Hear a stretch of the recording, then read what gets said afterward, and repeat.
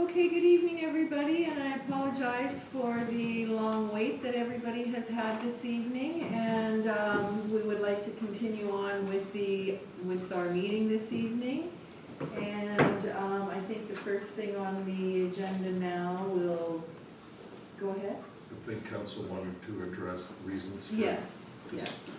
Okay, so the first thing that we'll be looking at is, on the previous application, it was denied, and with the new rules and legislation, council does have to state the reasons that the application was denied, so we are going to bring that forward before we go into a new public hearing here. So I'm gonna open it up. Go ahead. Go ahead, Councillor Spicer, sorry. I guess, I'm just looking at a few notes that I made while people were speaking. I guess, there obviously was significant objections, so that should be one reason. And, if we pass the impact on the neighbors, I think that would be another reason.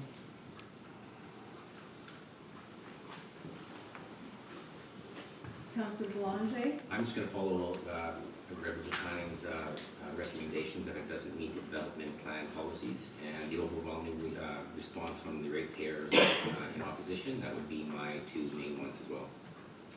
Okay, Councillor Strang? I'll add to the conditional use, the proposal is not compatible with the area that's the other neighboring areas, Okay, properties. thank you. Councillor Sutherland? Also same thing, the negative impact on the community, the number of significant objections, not compatible to the surrounding area. Thank you for that. Councillor Bazarowicz? I agree with everything that's been said here, but on the applicant's behalf, we are trying to steer toward the industrial park. There's nothing available in the industrial park, and they're 2-acre lots. They're being conserved in more space. We'd love to have you in the community, it's just wrong neighborhood. Have you looked at, Wildlife? Yeah. I know other paintball places I've been to, like I believe the St. Laurent facility as well, it's gravel pits. Yeah, if there was one available. Sorry. Not in this proximity maybe. I know we have some further north. Okay, and I guess I do have to concur with all the members of council, but I would like to say to you that if you would like to perhaps work with our administration, maybe we can find a suitable location that you can come to St. Clements. I know that's not probably what you want to hear this evening, but I think that we would make every effort to find a suitable location for your business if you were still wanting to come here, so. Go ahead, Councillor Boulanger. I mean, we could even sit down and look at, I know we have some, and we don't often want to get rid of them, but we may have some pieces of municipal property that would be available somewhere. It all depends how far the applicant would be willing to drive, or his customers. Yeah, and would I be think willing that to was one of the criteria for choosing the spot that you did, was that where the proximity to the highway and everything else was. Paved access is a credit for my customers. Yeah, okay. All right, do we have the resolution? Amber has them ready now. Should I'm still just typing the last two bits. No, we can wait for another minute. Fresh. You should I, it's updated. good. Yeah. If you refresh, it's right Yep. over the. Just giving it a refresh now.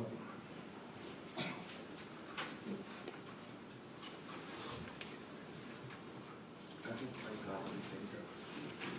So, Whereas council has considered conditional use application 27-2022, the Red River Planning District Development Plan, RMSA Clement zoning bylaw, and input provided by the public hearing held on January 24th, 2023. Therefore, be it resolved that conditional use 27 has been rejected for the following reasons. 1, application does not adhere to the development plan. 2, the application will have negative impacts on neighboring properties. 3, the proposal is not compatible with the surrounding character. And 4, there were significant objections presented at the public hearing. Okay, with that, can I have a mover, please? Councillor Bazarowicz, second. Councillor Strang, any further discussions? Hearing and seeing none, I will call the question. All those in favor? Opposed? And that is carried. Okay, going back to our agenda for this evening, the next item we have is a variation, and it's variation 126 of 2022. And again, I apologize for the long wait for everybody that's still in the chamber here, and if I could have a resolution to move into the variation board, please.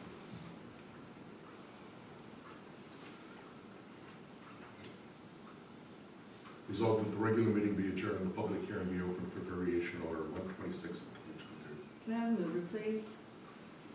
Councillor Sutherland, Councillor Spicer seconds. Any discussion? Hearing and seeing none, call the question. All those in favor? Opposed? Carried. And Femi, if you could bring that one forward for us, please. Yes. Good evening once again.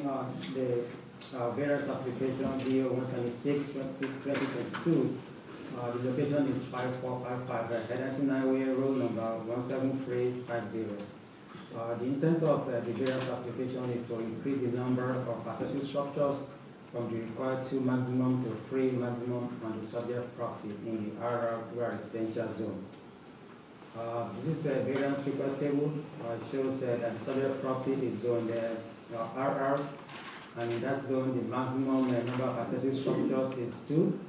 The applicant is proposing 3. This is the subject, the map that shows the subject site and the surrounding context.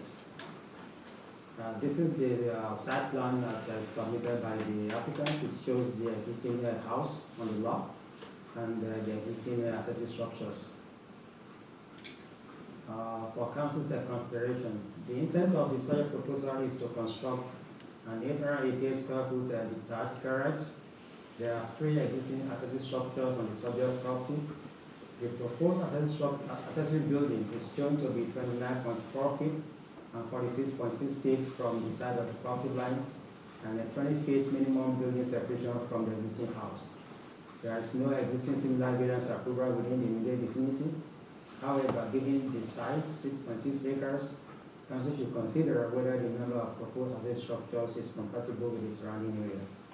While the RM had no concerns with the soil proposer, when total transportation infrastructure noted, they will not be prepared to approve any additional access connection to PR 204 at this location. If you can switch to approve this application, please recommending 5 conditions. That concludes my presentation. Thank you. Thank you very much for that, Femi. Any questions to the planner from members of council?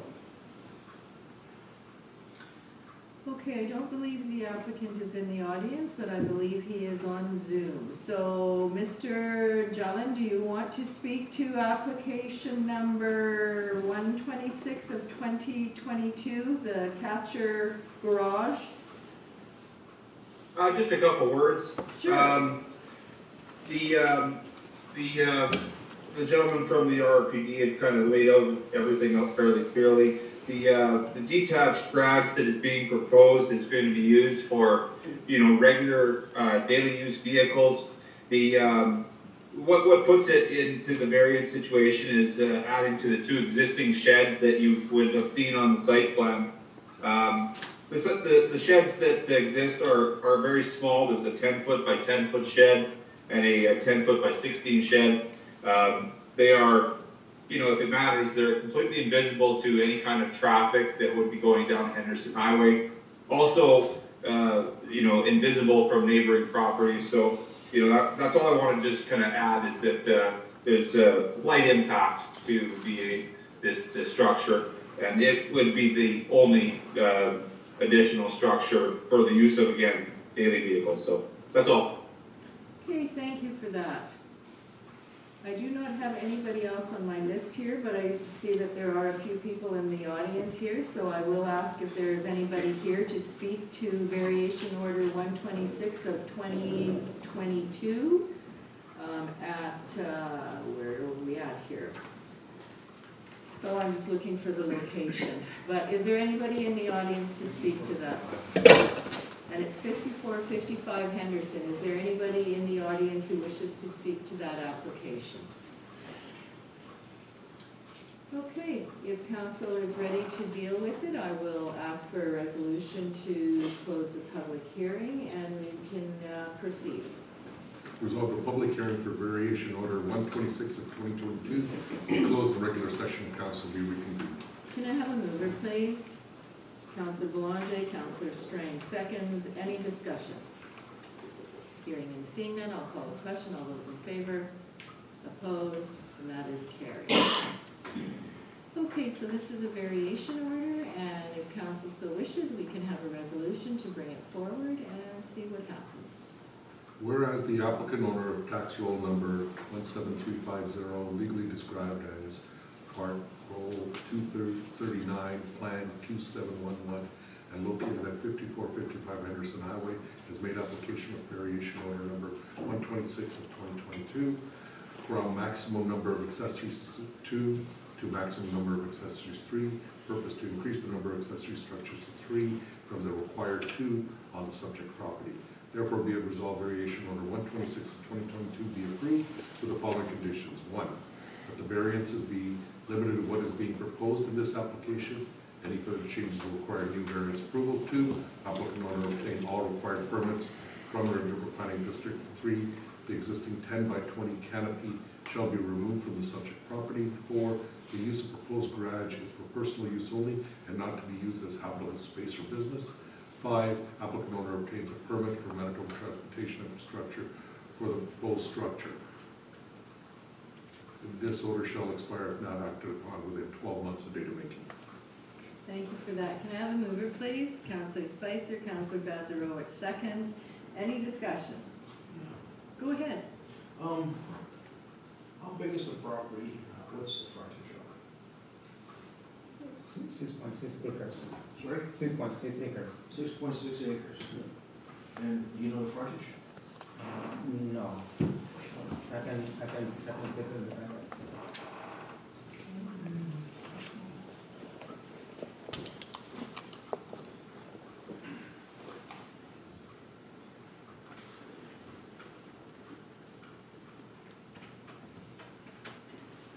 I can bring it up on the map.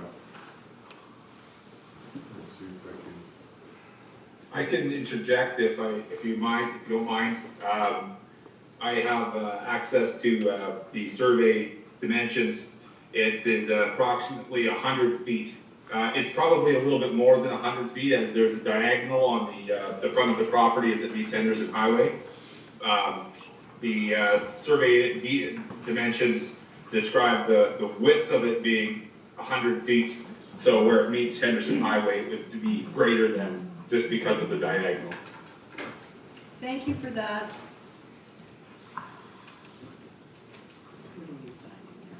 Well, I was just going to do the measurement. I got it. He's told us. Yeah. It's about 120, yeah. Go ahead, Councillor Bazarowicz. The reason I ask is, he has more than enough room to have these buildings there. You tell him to take one down. I don't know why there isn't something to do with that. Well, I guess that is something that is in probably our zoning bylaw or the development plan, that he's only, or that you're only allowed so many accessory structures, and Yes, because yes. he's over that amount, then, Yeah. I mean, if we wanted to change it, we'd have to go through the process of changing either our zoning bylaw or the development plan. Because in some places it reads square footage covered, you know, and he said the buildings are smaller, 10 by 10 or something, he said Yes, there's one. 10 by 10, 10 by 16, and 10 by 20. Oh. Just a comment. believe I had a mover and I had a seconder. Correct. Any further questions or anything? I will then call the question. All those in favor? Opposed? And that is carried. Okay, the next application we have is Variation Order 130 of 2022. Go ahead, Councillor Strang. Madam Chair, I will, this is no gain to me, but I will be declaring received contract. Thank you for that, and we will find you when we are done with this application. Femi, if you, we need to pass a resolution, first of all, to go into the variation board. Resolved that the regular meeting be adjourned and the public hearing be open for variation order 130 of 2022. Can I have a mover, please? Councillor Sutherland, Councillor Bazarov seconds. Any discussion? Hearing and seeing none, I'll call the question. All those in favor? Opposed? And that is carried. Go ahead, please, Femi. The variance application, DO 130 2022, the location is 72115 Katniss Road, road number 246400. The intent is to reduce the required site area for proposed lot 1 to 2.031 acres minimum, and proposed lot 2 to 3.952 acres minimum from the required 4 acres in the AR capital residential zone. The requested variance is part of the conditions within the approved S21 subdivision application S21-2901. This is the variance requestable, which shows that the subject site is zone AR, and in the AR zoning district, the minimum lot area is 4 acres. And the applicant has proposed 2 lots that does not meet the lot area requirements. This is the subject site that shows the site itself and the surrounding area. And this is the submitted application mark when the application was made and it was approved. S21 2901. For council's consideration, approving this variance will allow the applicant to complete condition 4, the continually approved letter for S21 2901, and move one step closer to completing all conditions required for the application. The approval of this variance application will ensure zoning bylaw compliance. Commenting agencies generally have no concerns. Edinburgh Planning is recommending just one condition to council wishes to approve this application. Thank you. Thank you for that. Questions to the planner from members of council? Okay, we do have a couple of people that want to speak on this one, and I believe that the first person that I have on my list here is Steve Strang, and he is representing the applicant in this particular case. So if you want to go ahead, Steve. Thank you, Madam Mayor. As the planner said, I feel this is a very simple variance. It's part of the condition in number 4 of the subdivision that council already approved. If I may, I would like to hear if there's any support or concerns coming forward. And if I'm given the opportunity to speak to the end, I could perhaps address some of them. Thank you. Yes, that would be fine, thank you. So I do have a couple of names on my list. Some are in favor, some are for info, and some are opposed. So I'm going to go to the in favor first, and I have Connie and Tom Grattan. Thanks for the time to speak. No problem. Tom couldn't make it tonight. So, I just want to state my husband and I, we lived in Bjornham at this location for 23 years on Pine Road. My relationship to the applicant is nothing. I met him 15 years ago, so I don't even know what he looks like. But I haven't been since for being here. So regarding, I heard there's an actual petition, someone came to our door, and there's a petition, and the main concern is against.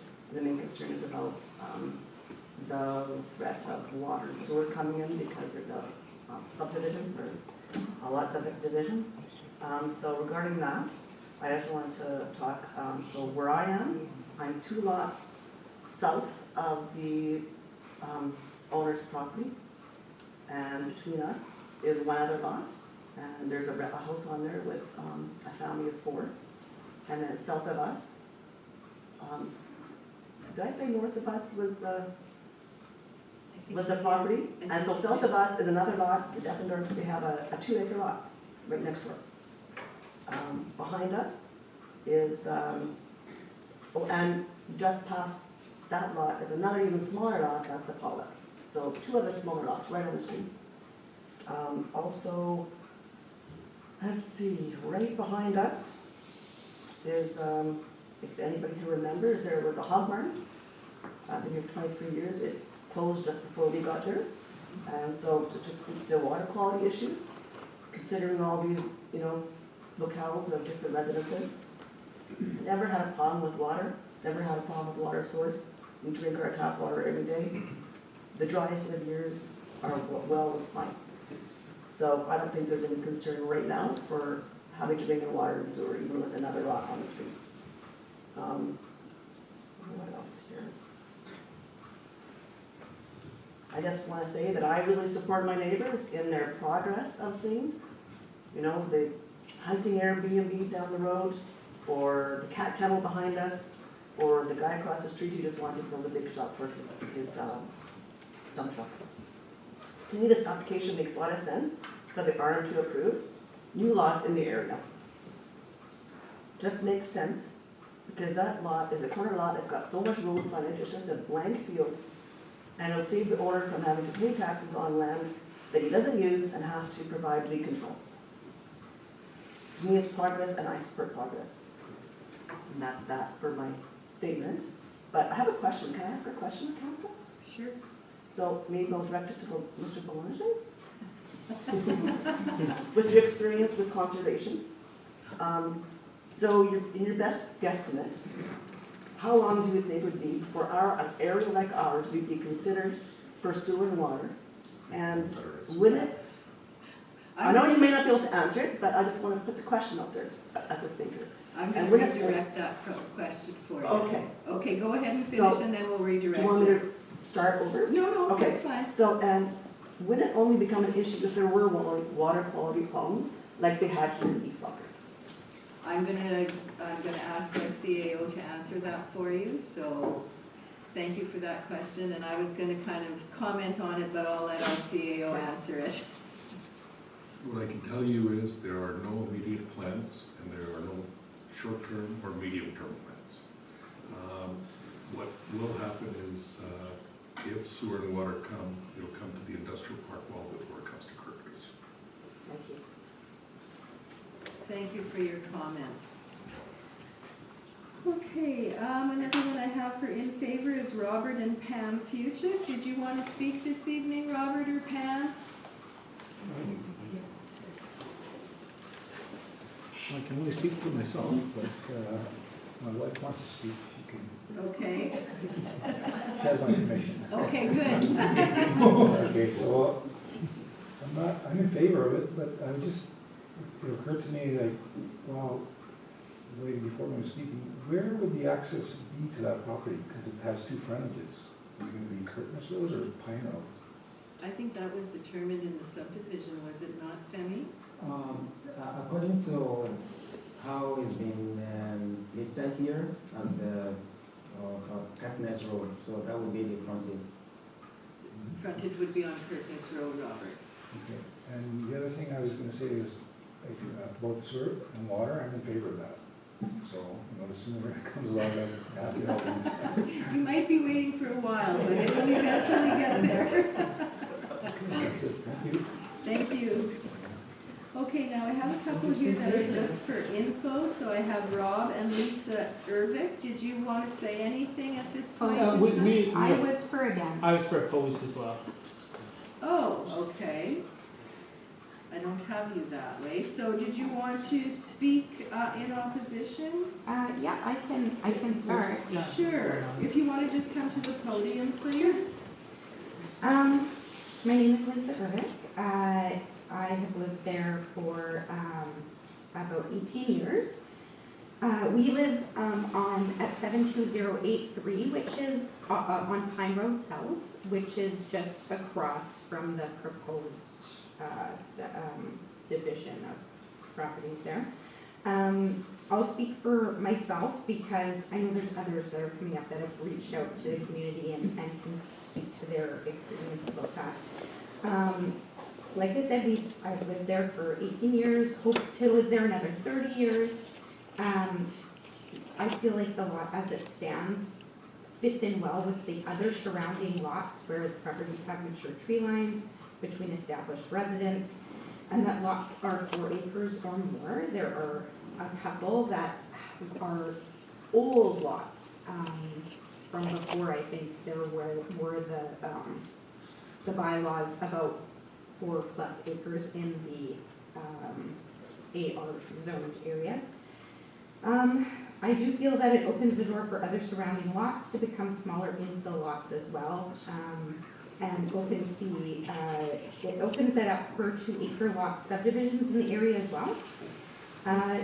Some lots that I've noticed that have been created recently in our area have all been 4+ acres. I guess I was kind of curious whether the landowners were planning to subdivide, then sell and move out of the area, whether they would still be residing on one of the properties. And I am aware that there's a provision in the bylaw where these lots may be allowed, but I would ask council to consider rejecting the proposal. And I think that's all I have to say.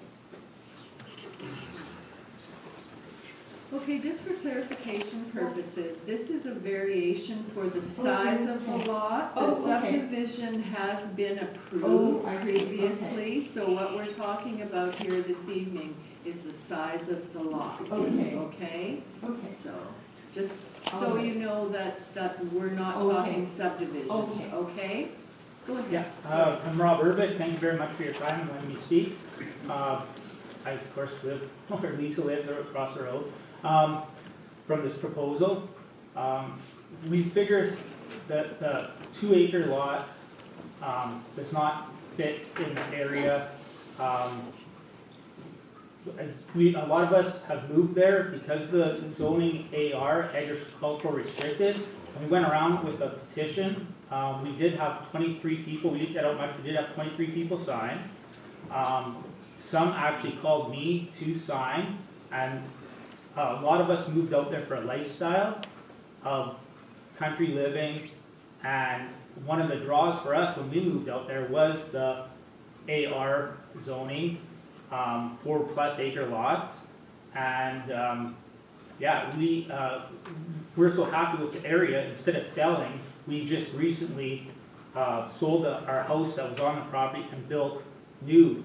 Lots of people have spent $500,000+ on their homes just to be in this area and for the rural living lifestyle. And I'd like you to please take that into consideration. Okay, thank you. Thank you for that. Okay, I think I do have a couple of more names on my list here. I have Dan and Tracy Melnick. Yeah, right here. Tracy can't join us tonight, but I can just say a few brief words. Sure, thank you. And once again, thank you for letting us take your time and speak on this. And to echo the previous comments, yeah, like, you know, of course we have concerns about density, right? Who doesn't? Like when you have nice, large, mature lots, and that's the general theme of the area, is that 4-acre minimum. And my biggest concern with this, and I did come in here like kind of more requesting the information piece of it, but my biggest concern after hearing this and seeing the site plan is the 2-acre lot, in my opinion, you know, it's considerably below that threshold limit of 4. When you compare it to the 2 proposals, like the subdivision, it would be nicer to see those 2 lots maybe more close to similar in size in that subdivision, rather than having the larger lot and the smaller lot. I think one is 3.6 and the other is 2.01.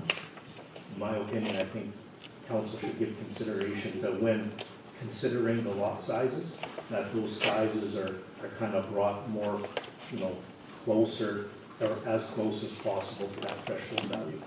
And that's all I'm going to say. Okay, thank you for that. Okay, Kevin Cordiff and Renee Barnaby.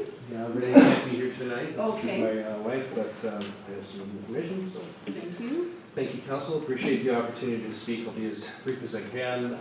I'm speaking in opposition to this application, particularly because of the lot sizes are inconsistent with the development plans in the area.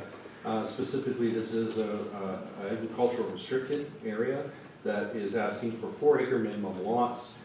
When you take a look at the bylaw 272/19, the definitions in there, what the land use is for, makes comments like it's a lot size to accommodate residential development and small-scale agricultural operations on the same lot.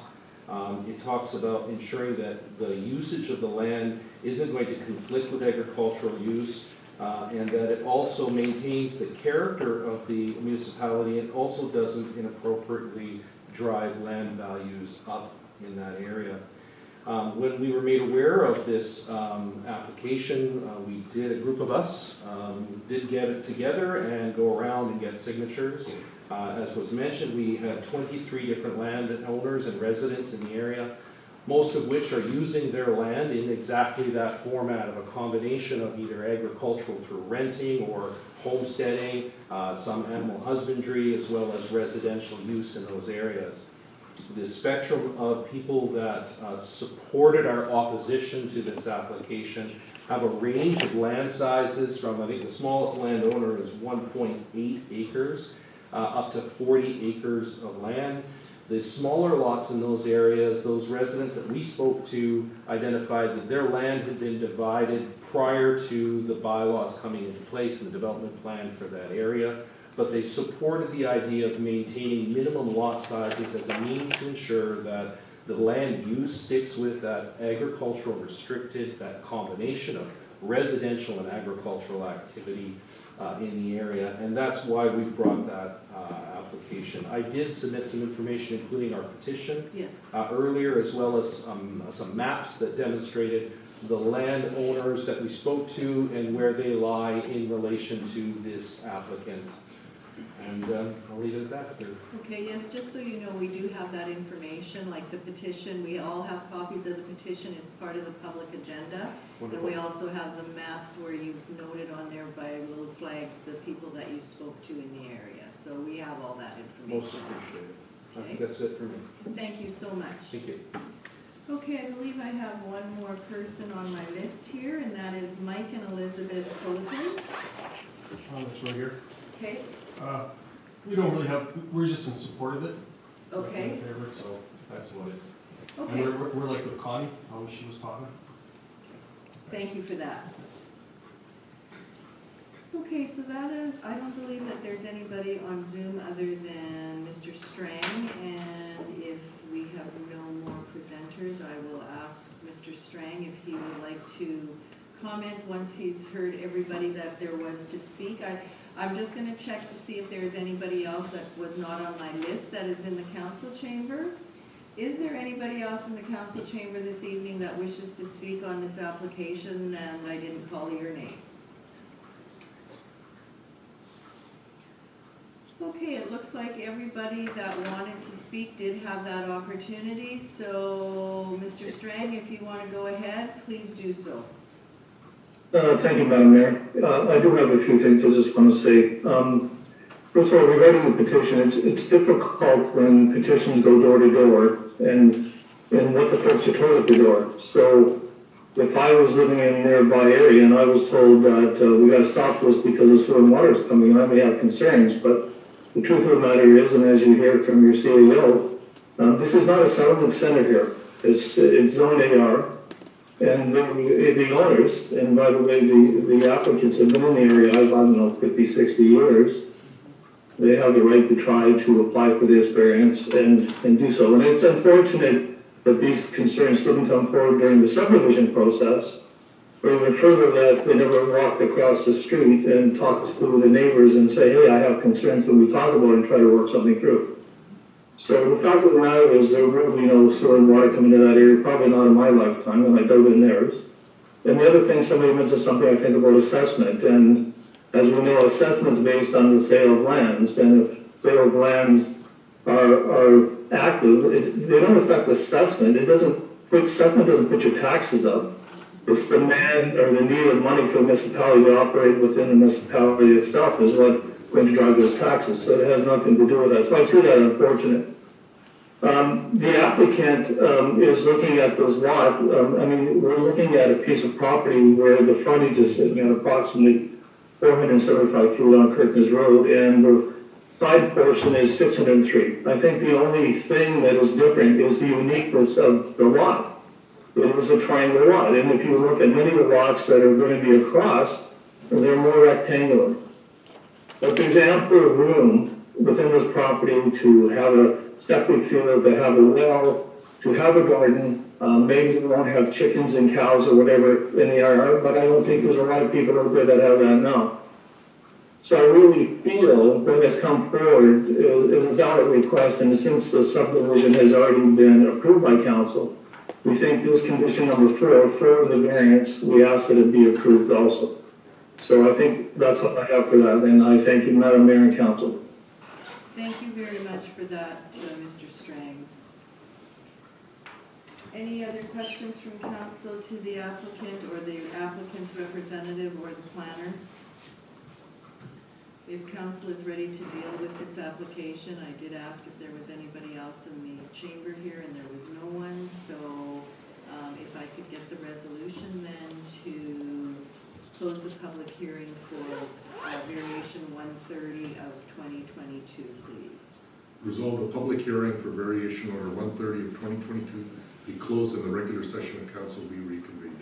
Can I have a mover, please? Councilor Boulanger, Councilor Spicer seconds. Any discussion? Hearing and seeing none, I'll call the question. All those in favor? Opposed? And that is carried.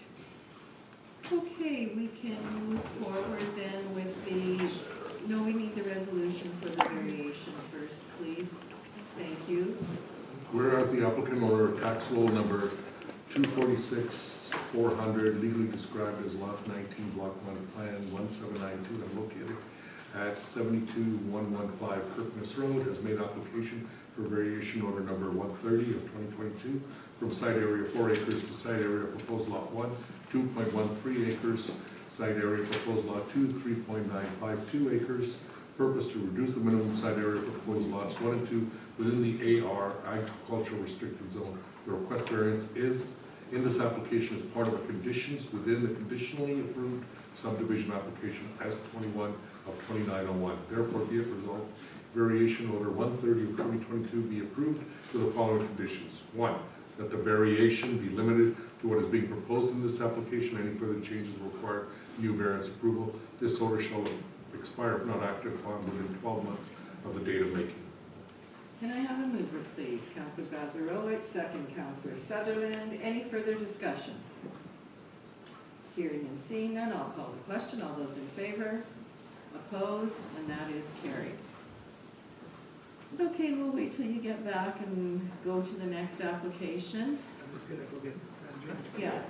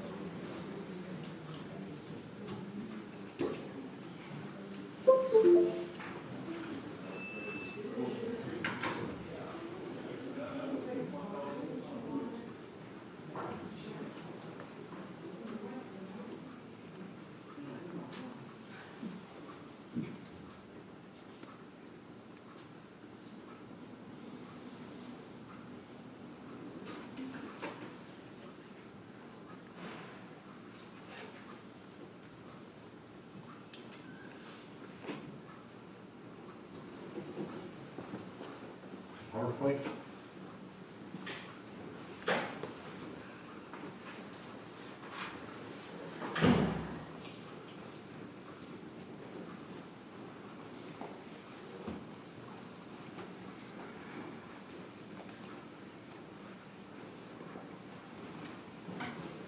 Okay, the next item on our agenda is,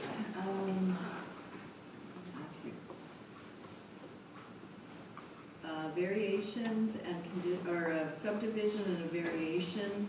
I think I have the right number here. Variation order 123 of 2022 and sub 2980.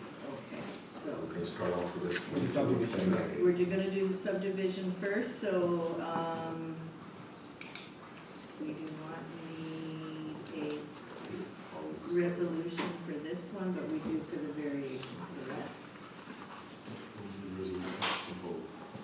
Right now, we're going to resolve to get out of the regular meeting.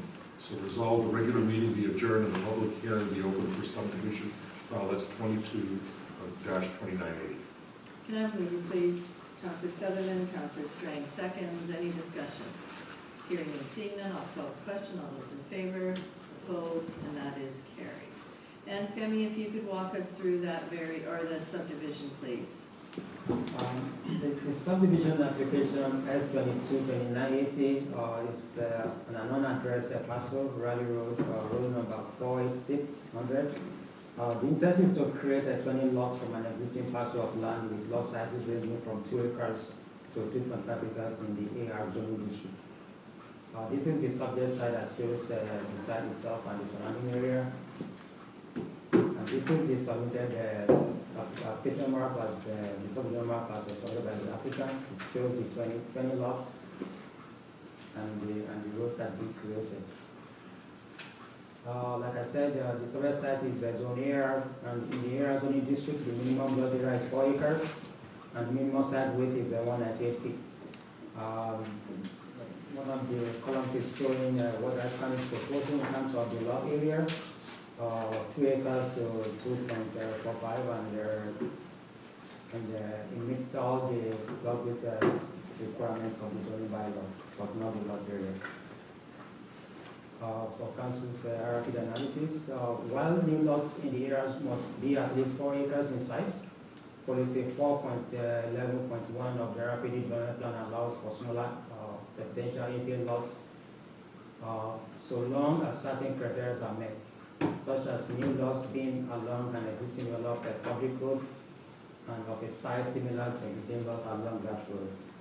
The proposed subdivision will have access to Dunning Road from Nichols Road, an existing undeveloped roadway, which will extend north into the proposed subdivision. The development plan policies will be made through piecemeal subdivisions from the corner of Nichols and Dunning Road. I'm just going to show a bunch of images that shows that if the applicant decides to do a piecemeal application, this is what it's going to look like by extending a Nichols Road, creating 2 lots. That will meet the intent of the zoning of the development plan. Extending Nichols Road again, both northwards and east and westward, creating 2 lots. That will meet the intent of the development plan. And creating 2 additional lots, that will meet the intent of the development plan. And this is how it's going to pan out if the applicant decides to do piecemeal subdivision. But at this time, the applicant has decided to do a one-time shot of creating 20 lots on the go. So for council's consideration, council should consider if the preferred option is for the applicant to submit multiple subdivision applications over a period of time to adhere precisely to the general plan policy, or if one application is enough to adhere to the general intent of the general plan. Both scenarios will result in the same subdivision pattern and build form. The proposed internal roadways is well integrated with existing municipal roads, and the current extension of Nichols Road into the survey land will also provide the possibility of being connected to future public roadway in the area. According to the applicant, the public consultation was conducted through an open house session on October 19, 2022, The applicant can speak more about that. Manitoba Environmental Compliance Branch noted that the proposed lots are within 400 meters of the waste management facility.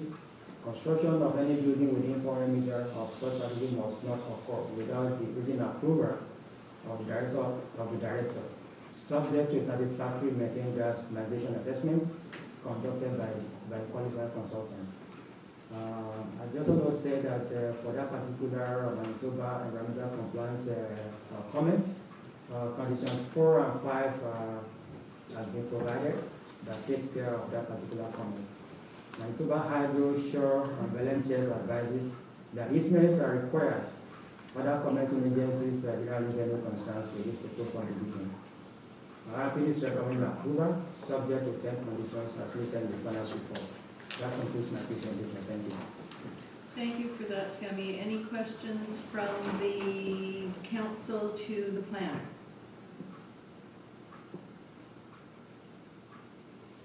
Okay, then I will ask on the subdivision if the applicant or his representative would like to come forward and speak to the application. Give me the clicker. Sure, thank you.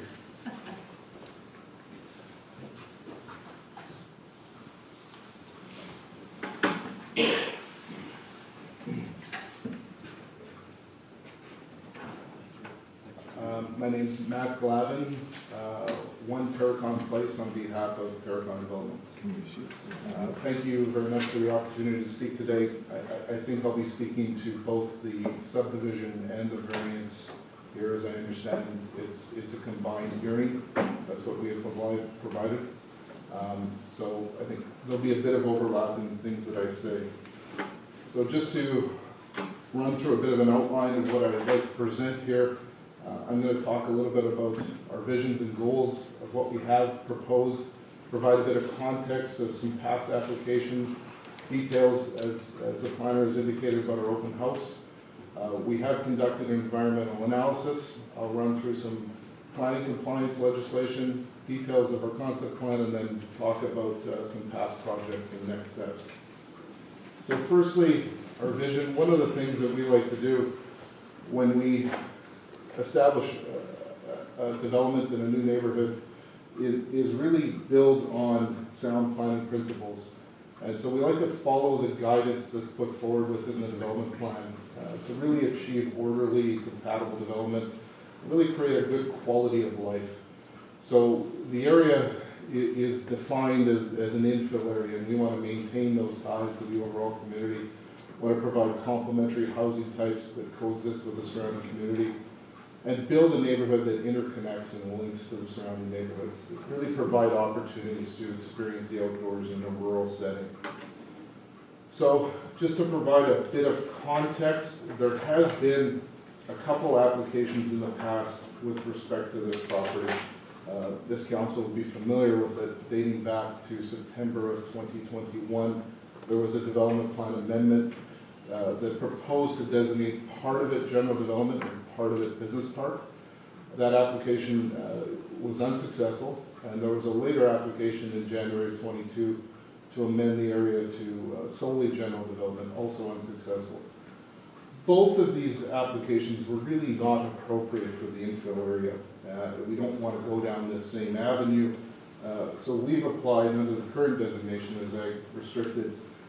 And the planner has correctly stated that we meet the policies of this area, and I'll go into that in a little bit more detail. One thing I do want to highlight is that we did hold an open house back in October of 2022. People were notified who live on Dunning, Rebec, Raleigh, and Donald, hand-delivered notices. It was a valuable session, and we did receive feedback that did help us on some relevant matters and helped us to understand local perspectives. And I will detail how the feedback that we did receive ultimately shaped our final design. One of the things that we conducted was an environmental analysis. Our proposal is within 400 meters of an abandoned landfill, and the policies and procedures in place have constructing buildings within 400 meters of a waste management facility are dictated by the province, as the planner has noted. So the Waste Management Facilities Regulation under the Environment Act states that a person must not construct a building or place on site of an operating landfill or a closed or abandoned landfill within 400 meters of site of an operating or closed abandoned landfill except with the written permission of the director. So what we did was we held a meeting with Manitoba Conservation and followed up on these policies and procedures. What was provided to us was a document that outlines the process on allowing those buildings by the director and what criteria is required. What is required is conducting a methane assessment, which we hired a qualified engineer in ENGTech to conduct an environmental assessment. You can see those dots are the wells that were conducted for monitoring of methane. Soil samples were also taken to trace any contaminants. ENGTech followed the Manitoba standards for landfills, which sets methanes at 10,000 parts per million. They used their monitoring wells and found the range between 10 and 75 parts per million. So well below what is the acceptable standards here. The soil samples also found no traces of odor or contaminants and recommended no further action is required. So the condition that the planner has noted, we have already completed that analysis and are ready to submit that to the province for satisfaction. With respect to the planning legislation, this area, as the planner has noted, is within the agricultural restricted policy area. Taking a step back, the development plan really is the guiding document for development in the RM. It's been supported and endorsed by the community, and it really lays out where growth should occur and ensures that growth conform to the policies. So the designation notes that lot sizes are to be 4 acres, but smaller lots can be permitted under certain circumstances. The Red River Planning has recommended that the application meets the intent of this. And one thing I will also point out within the comments is Manitoba Agriculture is in support of the application with no concerns and notes that this area is within the infill policy area. And so just to continue on that, I'll also note that it is zoned agricultural restricted, which provides for the accommodation of hobby farming and low-density rural and non-farm residential uses, which is what we're proposing. We do require a variance, which is part of this application, to vary the minimum site area from 4 acres to 2 acres. All of our site widths are in compliance. Just to get more specific with the development plan, under the policies that state that the criteria for which the smaller lots may be permitted, I just want to run through those criteria and explain a little bit more detail on how we comply on it. So the policy 4.2.11 outlines that exactly that, is that the lots are to be 4 acres but may be permitted under a certain list of criteria. The first one being that it has to fall within what is defined as the infill area, which I've highlighted in a map and highlighted our subject land in red, is clearly it does fall within that, so it does comply with that. The second one being that it's to be along an existing public roadway. So as the planner has noted, we're an extension of the right-of-ways of Raleigh and Dunning. The next is the proposed lots must be of size that reflects the established size and character of the existing lots found along the same existing developed public roadway. I will go into a little bit more detail here because that map is a little bit harder to find, but I've highlighted here several developments in which the lot sizes are 2 to 2.5 acres, including along Dunning Road, recent ones along Ludwig, Donald, Church, and Wally. So one thing you'll note within here is the narrow river lot system. It certainly is very challenging to develop in a sequential manner, This is one of the last parcels, I would say, within this area that's sort of square or rectangular in size. And one of the things that I can share with you that was told to us from a landowner is, from an agriculture perspective, the person that currently farms the land has to get a police escort to come in and take the farm equipment across the Lockport Bridge. As agriculture has evolved and equipment has gotten larger, farmers tend to farm much larger pieces of land, and this has become less viable given the size of the farm equipment and the proximity of where the farmer has to come, the logistics. It makes it very, very challenging. Just to continue with the policies, the proposed lots must be of sufficient size that accommodate on-site wastewater disposal. All these lots would conform with the on-site wastewater regulations of the province, which dictate a minimum of 2 acre size and 200-foot frontage, which we comply with. The next policy is not applicable. The next one being the configuration of the proposed infill lots should not impede or lessen the potential for conservation, subdivision, design, and development. With all our developments, we like to have architectural controls which dictate the fit and feel, ensure that there's a good quality design. There isn't sort of this mismatch of development. We like to have a consistent feel.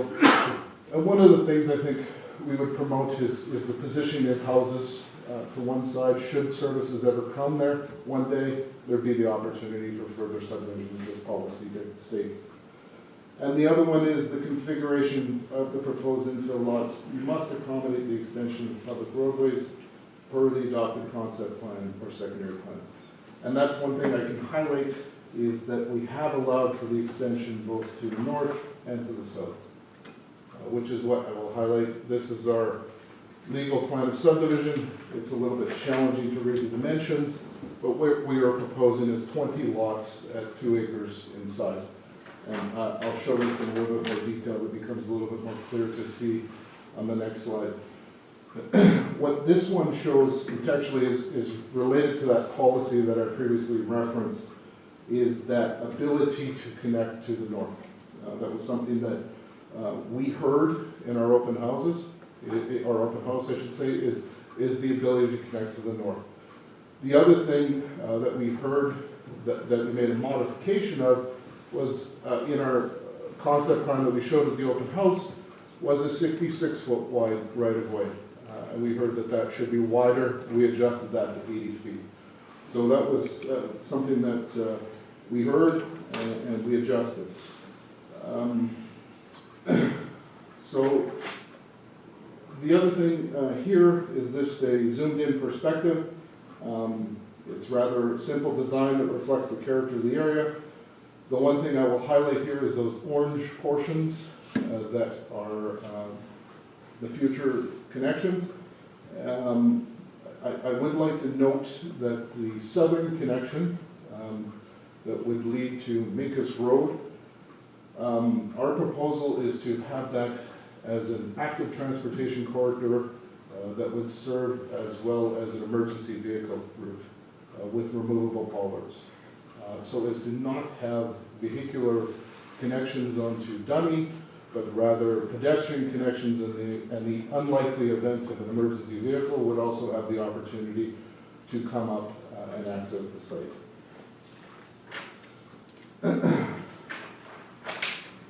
So just to talk a little bit more specifically about these connections as they relate to the recommended conditions, within the planner's report on page 11, one of the recommended conditions from Public Works states that the developer should build and complete all internal roads within the subdivision, as well as the extension Minkus Road / Novak that ties into Dunning Road, which is paved.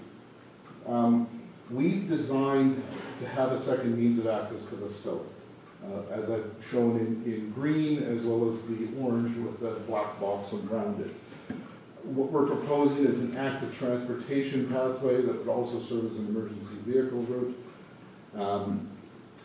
One thing I will note is that the standards for design and construction from the Public Works document by the RM is active transportation pathways are of crushed limestone. That's something that we would also propose. Secondly, it would be our intention that the northern access would remain undeveloped. Similar to what we are proposing is improvements from our proposed road to Dunning Road. It would be the expectation that a future development to the north would develop that northern portion that's highlighted in red. That is a fair and equitable way of doing it, of the expectation of as you move north, you make that improvement south. So our request is that the public works condition be slightly adjusted to note that the only road improvements would be specifically our improved east-west new road. The southern connection to the south, that would be in the orange and black box with the green to the south, would be of crushed limestone and removable bollards, and the opening to the north would remain unimproved, and any future connection to our proposed road would be the responsibility of future development that would be dealt with in an application in the future.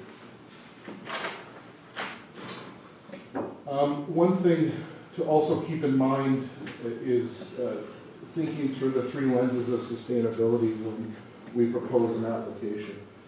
And we feel that we're hitting on each lens, environmental, social, and economic.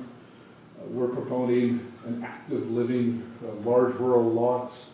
We're concentrating the development within the infill area, and we're promoting a social rural lifestyle and provide rural lots in a attainable price, as well as a healthy neighborhood that's adding to the tax base. So one of the things I do want to highlight is some of our past projects. We are a reputable quality developer. We take pride in the work that we do. A few of our past projects are Aspen Lakes in Oak Bank, Castleberry Meadows in northwest Winnipeg, and the Trails of West St. Paul in West St. Paul. One of the things that we're quite proud of, we're able to deliver on our projects. The residents of our neighborhoods are quite pleased with the neighborhoods that we create, and we adhere ourselves to high quality standards, and we intend to keep those commitments to every development that we do. I think one of the things that we can't lose sight of is the potential for municipal tax contribution here. Land that today is currently generating little to no tax base has the potential to generate approximately $70,000 annually. Looking at where we are in the process and where we would like to be, we're at the public hearing today. Should council endorse this project, we would follow the channels of approvals and look to hopefully service in the spring and summer of this year, with home construction to start in first possessions in the winter of this year. With that, I open it up to any questions. Thank you for that, Matt, and I'm going to open it up. Does council have any questions to the presenter on this application? Go ahead, Councillor Strain. Just for clarification, if you can go back to your map that with the development on there that has Minkus Road. This one here? Yes, please. So the green box, you would just be having that as active transportation? Correct. Okay, but then the red box for future development, expecting the next person to build that road? Correct. Okay, thank you. Go ahead, Councillor Bazarowicz. I think you spoke hydro with clearance. Like, what are they proposing? Underground, all through there, or overhead? Usually hydro, at this stage of the game, they're requesting easements. When it comes to the, say, formalities of the detailed design, that's something we don't get into until a later point. We would obviously have to provide lighting, the details of the actual structures, that's more the nitty-gritty, and I'm sorry, I can't speak to that at this time.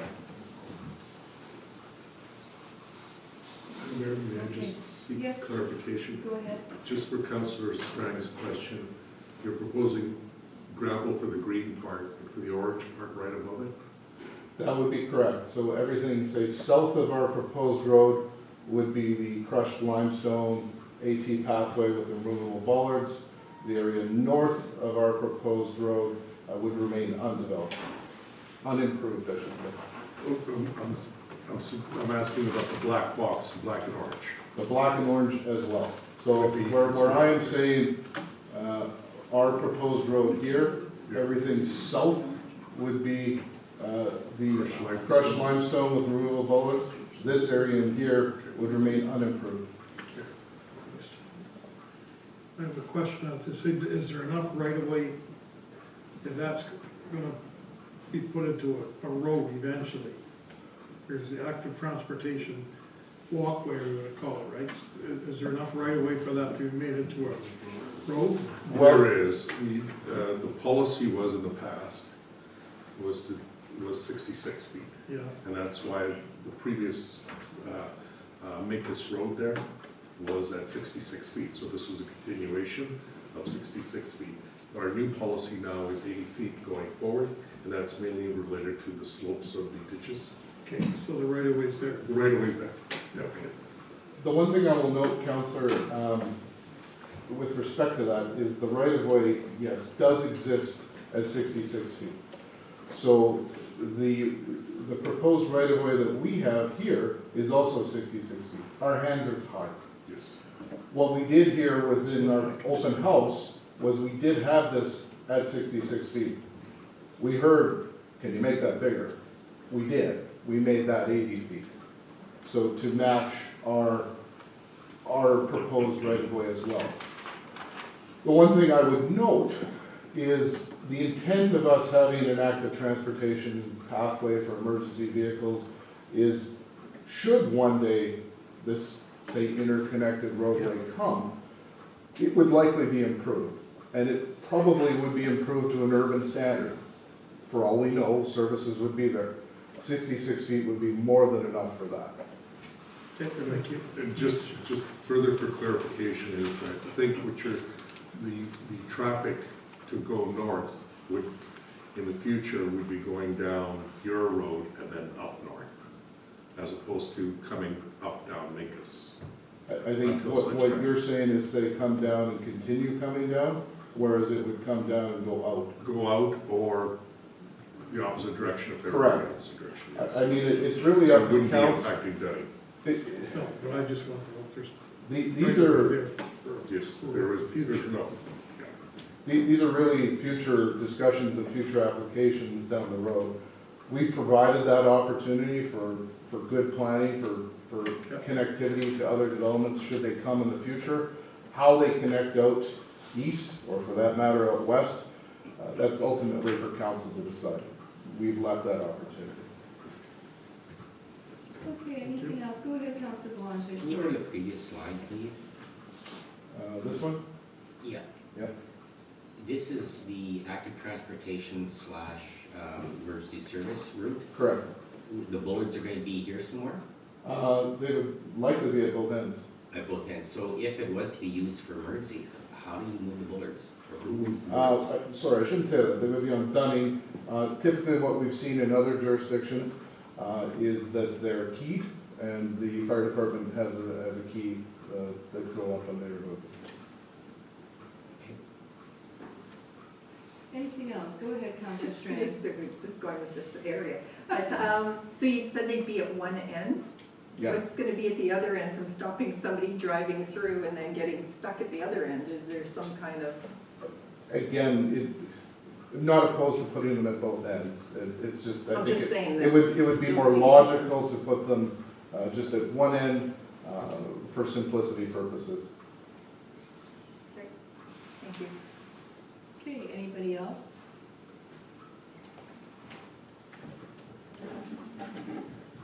Okay, and we are dealing with the subdivision. Correct. Yes. Okay, so basically I do have a couple of people that have listed that they want to speak on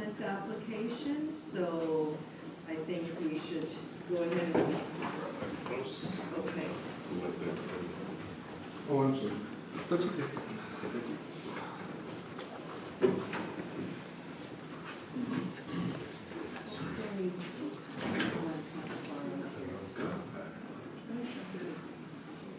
Madam Chair? Yes, go When do ahead. we have to pass resolution to go past a certain time? Is it 10:30 or 10? Yes, we have. I got it right. Is it 10? Let's do that now. Go ahead. Good thing we looked at the clock. Okay, where did you put the resolution, Heather? Just above subdivisions, no hearing. 14, just refresh.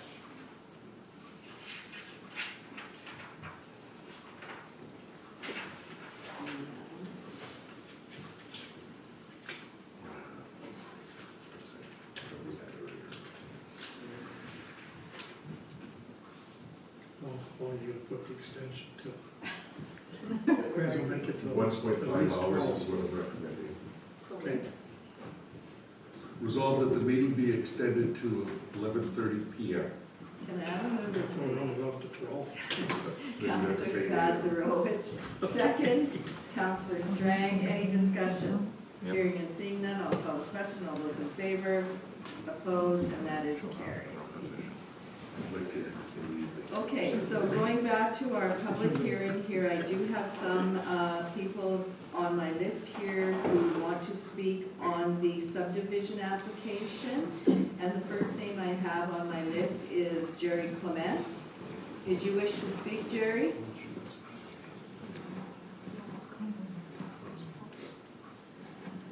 May I speak first? If you would like, but you're going to have to come to the podium and let us know who you are, please. Sure. I'm Kirsty Petrosky and I live on Dunning Road. Okay, we submitted a petition. I'm not sure if you've received it by email, but we have I'm submitted. pretty sure we all have that, yes. Yes. So a lot of the people that we spoke to are in opposed to this rejection. And mainly, it is because most of us moved to St. Clements because we wanted to move to a mixture of open fields and limited residential development. What is being proposed feels like an urban environment. The developments that have been done in the past are Winnipeg developments in the town of Oakbank and West St. Paul. Those are all within the city, within town. We moved away from that. We uprooted our families, moved out of the city, moved them schools because we wanted our kids to grow up where they could play outside, not on PlayStations and Nintendos and watching TV. We want our kids to feel safe, to play in our backyards, to enjoy being out in the community, to see farm fields, to be able to see nature. We feel that with all this development, with 20 more lots in our backyard, we're taking away from that from our kids.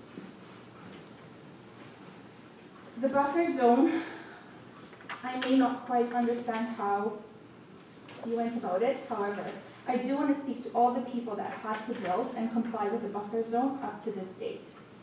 All these people had to move their houses and build them all across right onto the street to comply with the buffer zone. This person has the longest driveway because they have to build at the very end of the buffer zone. So people that live here have been abiding by this buffer zone all this time. And I would ask that you would consider all the sacrifices and the things that they had to do to comply. And if we could please follow through and still take that into consideration. It is currently zoned as AR, which already allows for 4-acre lots. This is desired by the community. We are not saying do not build anything. We are saying let us continue to enjoy a rural lifestyle. Let us continue to enjoy having neighbors while at the same time being able to have the environment around us. We're concerned about the wells and the water. As it is now, our wells and our water have quite a strong smell of high levels of iron in them. We're concerned that disrupting the groundwater and digging more wells would make this worse for the community. The Phase 1 ESA showed high levels of arsenic. I am not aware that the phase 2 was done, and that still shows the high levels of arsenic that was shown in the first phase that was done. We're also concerned about the impact traffic's gonna have. Right now, with more residential lots, there's gonna be more traffic with commercial traffic. There's lots of trailers, semis, and heavy trucks that drive by. Most of these are truckers hauling for coal with hazardous goods, fuel, and gasoline. There's a lot of commercial lots further down Raleigh that still haven't been fully developed. What's going to happen when those start developing too? There's going to be all that additional traffic for commercial. I just really ask that we moved out of the city to enjoy this, and I feel like if we cannot enjoy this in St. Clements, where else can we go? How far do we have to take our kids to enjoy being able to live in nature and to raise them in a not an urban environment? Thank you. Thank you. The next name I will ask Jerry Clement. Are you going to speak at this time? Yes, I will. Thank you.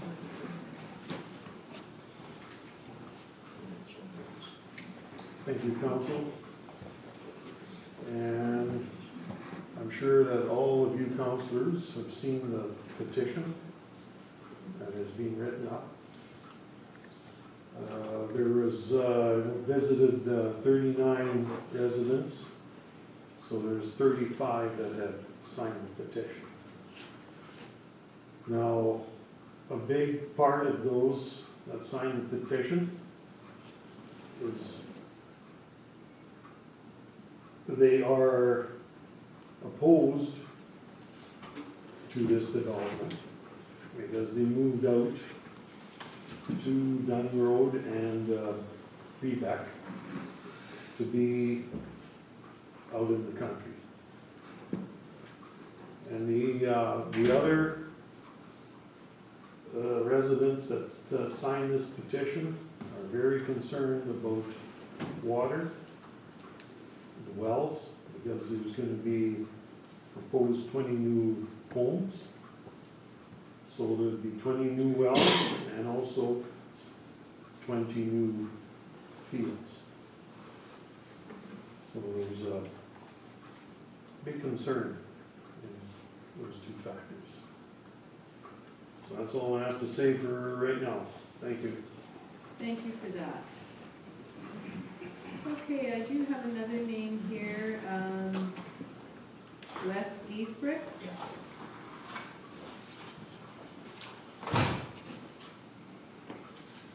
Thank you for letting me speak.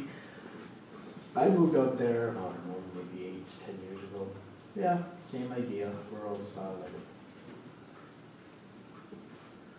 There are kids, there are pets. We don't want our pets run over, I guess. There will be more traffic, we know that already, no matter how you look at it. And yes, you know, like I had to put in a new field years ago too. And it's, you know, like, and they're already allowing people on Dunning to cut their lots, 4-acre lots in half already. So already there's more development on Dunning by itself. So, of course, more a lot of water being used. We have to worry about that too. And yeah, no, we moved out there to have rural living, not to have a road in the back on our backyard that's lit up. Then I can move back to the city too. That's why I moved out of the city. For safety for my children and grandchildren, and to have that lifestyle. Thank you very much. Thank you. Okay, I have one more name, Harmit Giesbrick. Were you going to speak? Well, thank you for letting me speak. Basically the same thing has been said already. You know, we moved out there, we bought the lot in 2006 with the house. Just for kids to be able to play outside, not worried about getting run over by vehicles. And now that road that's supposed to go past our is right past my house and right beside my driveway. And so who's gonna build a high fence there so that, you know, grandkids or kids don't run into vehicles or whatnot. So, yeah, I just wanted to say that. Thank you. Thank you.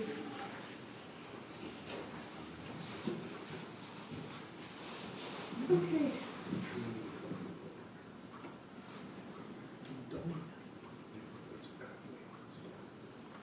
Yeah, not that part of it. Okay, I don't have any other names on my list for the subdivision, and that is what we are dealing with. What is the wish? Or I should actually ask Mr. Glavin if he would like to comment on any of the things that he's heard here from the residents in the area. Sure, thank you. I'll just pick up on some of the themes that I've heard. One thing I will note is that the development plan designates the land for infill development. This is the long-range plan for the community. There's policies in place that clarify the long-term vision of the community. So as such, my comments are going to focus more on not whether the land should develop, but more how. We've followed the process. We've conducted a methane test. I know that came up about quality. Because these lands are within 400 meters of a landfill site, we went so far as to also do soil testing. All of these analyses have proved that there is no issue with that. All of the homes would need to be in compliance with the Manitoba on-site wastewater regulations. There's requirements for obtaining permits, there's requirements for submitting samples, there's requirements for paying fees, as is the case with wells as well. Manitoba Agriculture has supported this application, knowing that the area is within the infill area. Again, this goes back to what is a long-term vision for this area. It is no longer viable for agriculture. We did hold an open house.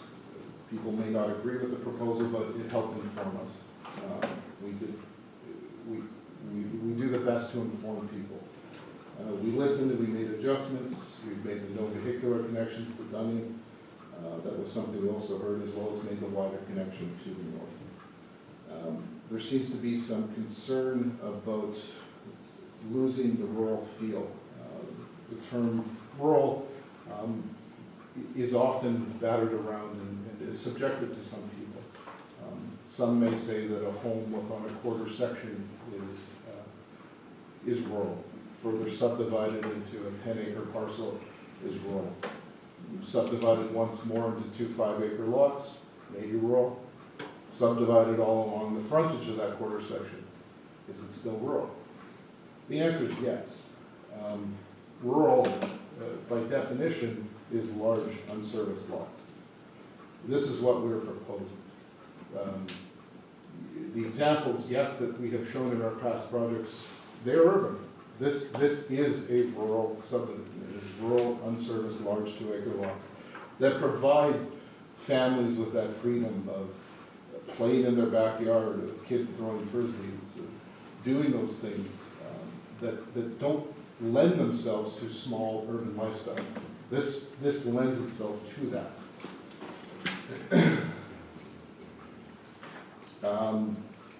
I'll say that we're professional in nature. We're proud of the work that we do.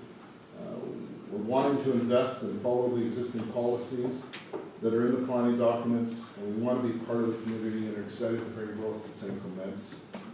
Ask that you pay attention to the policies that are in place, that exist in the development plan, that are pertinent to the property. I will note that the registered professional planner endorses this project. We've gone to the expense of time to follow these proper processes. I'll also note within Plan 2050 that providing housing is a top priority for the capital region. I'm sure you've all read the news of late. We're in a bit of a housing shortage. It's really important that we have a growing population that we provide housing. So we're trying to put our best forward. Ask that you make your decision based on the facts and sound professional information. We're excited to move forward and want to be part of this community. Okay, thank you for that, Matt. Anybody else? Go ahead, Sandra. I have a question. Yes. As I heard from the residents here, water concerns. Yes. Was there any study done for that? There- Like that was required or anything? It was something that we did soil sampling as part of our methane testing. There was no contaminants found. And with any homeowner that would be applying for a well, they would have to follow the procedures as well and submit samples as well. But based on our analysis, there was no issues. Thank you. Anybody else? Go ahead, Councillor Bazarovich. Yeah, I'll just clarify some stuff and give some history here. I moved out to adjoining property 40 years ago, approximately 40 years, just coming up with 40 years. Half the lots on Dunning did not exist. The piece that you're doing now, when I moved there was still a barn on that property. There was no development there whatsoever.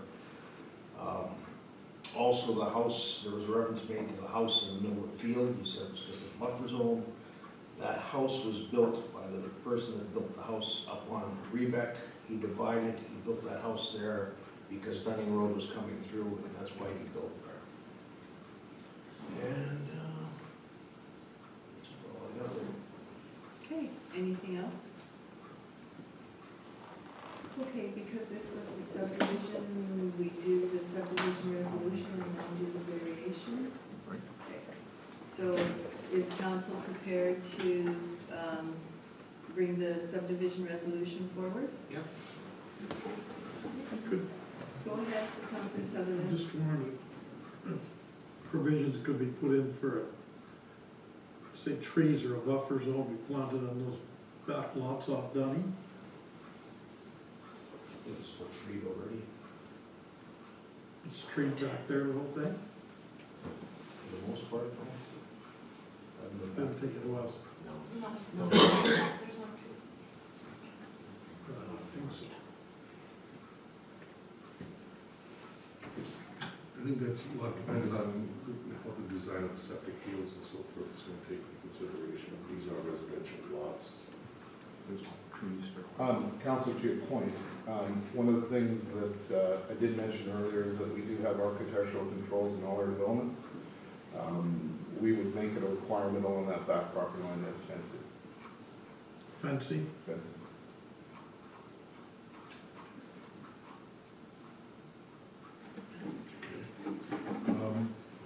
And council's seen the request of the developer regarding the change for the road going north, so just need to take that into consideration for the decision. Okay, so if we want to move this forward or deal with the subdivision part of it, let us come out of the subdivision board and bring the resolution forward. It's getting late now. Yeah, I know. Resolve the public hearing for subdivision S22 of 2980 be closed and the regular session of council be reconvened. Can I have a mover, please? Councillor Bazarovich, Councillor Sutherland seconds. Any discussion? Hearing and seeing none, I'll call the question. All those in favor, opposed, and that is carried. Okay, if council is ready to deal with the subdivision part of it, I will ask for a resolution to come forward, please.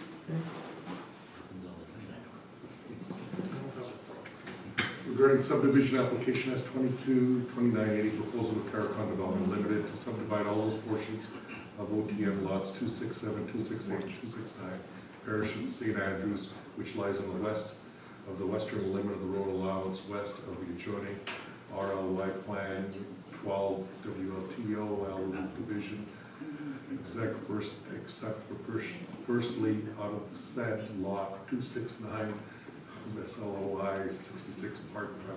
Secondly, as described in, I'll just go over the legal description as described. Resolved that council approve the said application subject to the following conditions. Applicant owner submits confirmation writing to the chief administrative officer for the municipality that taxes on the land to be subdivided for the current year and any arrears have been paid. Development levies, road levies, and administration fees to be paid as per bylaw 14 of 2009. Provide a digital copy of the plan of subdivision to the Arma St. Clements and engineered drainage plan prepared to indicate positive drainage of the property to the satisfaction of the Arm St. Clements and to ensure that the proposed property does not drain onto or impede drainage from the neighboring properties. An engineered paved road plan be prepared as per municipal servicing standards. Enter into a development agreement with the Arm St. Clements to address items but not limited to, if required, an engineered drainage plan, road plan, and an easement plan if required. Installation of street lighting, letter of credit for drainage work and road construction. Arm St. Clements Public Works Department has the following additional comments. Public Works recommends street lighting and asphalt hard surfacing of the subdivision. The developer should build and complete all internal roads within the subdivision, as well as the extension of Mickens Road, Novak, that ties into the Dunning Road, which is paved. 2, the applicant owner submits confirmation from the Drainage and Water Rights Licensing Branch of Manitoba Conservation Requirement that the application satisfied all requirements from that agency as detailed in their correspondence on November 15, 2022. These included required approval of an engineered drainage plan, approval of hydraulic design calculations, and obtaining a water rights licensing. 3, applicant owner submits written confirmation to the RRPD from Manitoba Hydro and Centergrass that all easement agreements have been entered into with Manitoba Hydro and Centergrass with respect to acting and or future facilities associated for the subdivision of the plan of easement as required by the Real Property Act has been provided. Registration of this agreement would include all conditions of the final certificate of approval. 4, applicant owners required to notify potential new owners that property location within 400 meters of a former waste disposal ground and an actively operating water transfer station, or waste transfer station. 5, applicant owner provides written confirmation from Manitoba Environment, Climate and Parks, Environmental Compliance and Enforcement that approval has been received to construct buildings within 400 meters of the waste disposal grounds in compliance with the Waste Management Facilities Regulation. 6, applicant owner submits written confirmation from Bell MTS that easement agreements have been entered into with Bell MTS with respect to existing and future facilities associated with the subdivision, and a plan of the easement as per the Real Property Act has been provided. Registration of the agreement will be included as a condition of final certificate of approval. 7, applicant owner submits written confirmation from RPD from Shaw Communications that an easement agreement has been entered into with respect to existing and future facilities associated with the subdivision. 8, applicant owner submits written confirmation to RPD that the legal requirements have been met. 9, the owners are required to obtain a permit from Manitoba Transportation Infrastructure for proposed public road access within a controlled area PR 202. 10, applicant owner obtain variances for undersized lots for the Red River Planning District. And so just one question, if council wants to modify that one requirement for paving of the northern portion of that road. Can you actually share what you just? Sure. Thank you very much.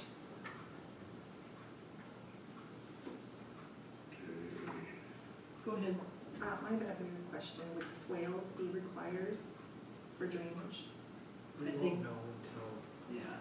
Drainage That has to be done.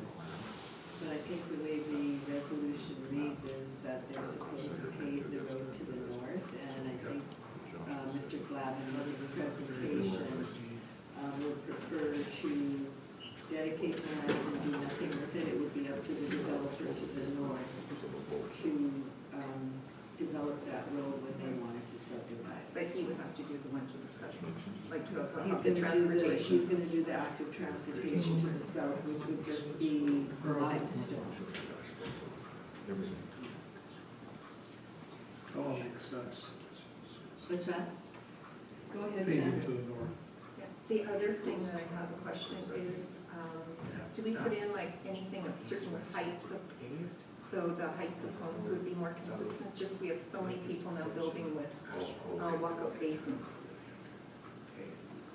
I don't know, just putting it as. See the lot grade, wouldn't it? Well, yeah, it would be to do with the lot grade, but I think a developer could put whatever rules they want in their agreement with the purchaser, and I'm not sure if Mr. Glavin wants to just add to that.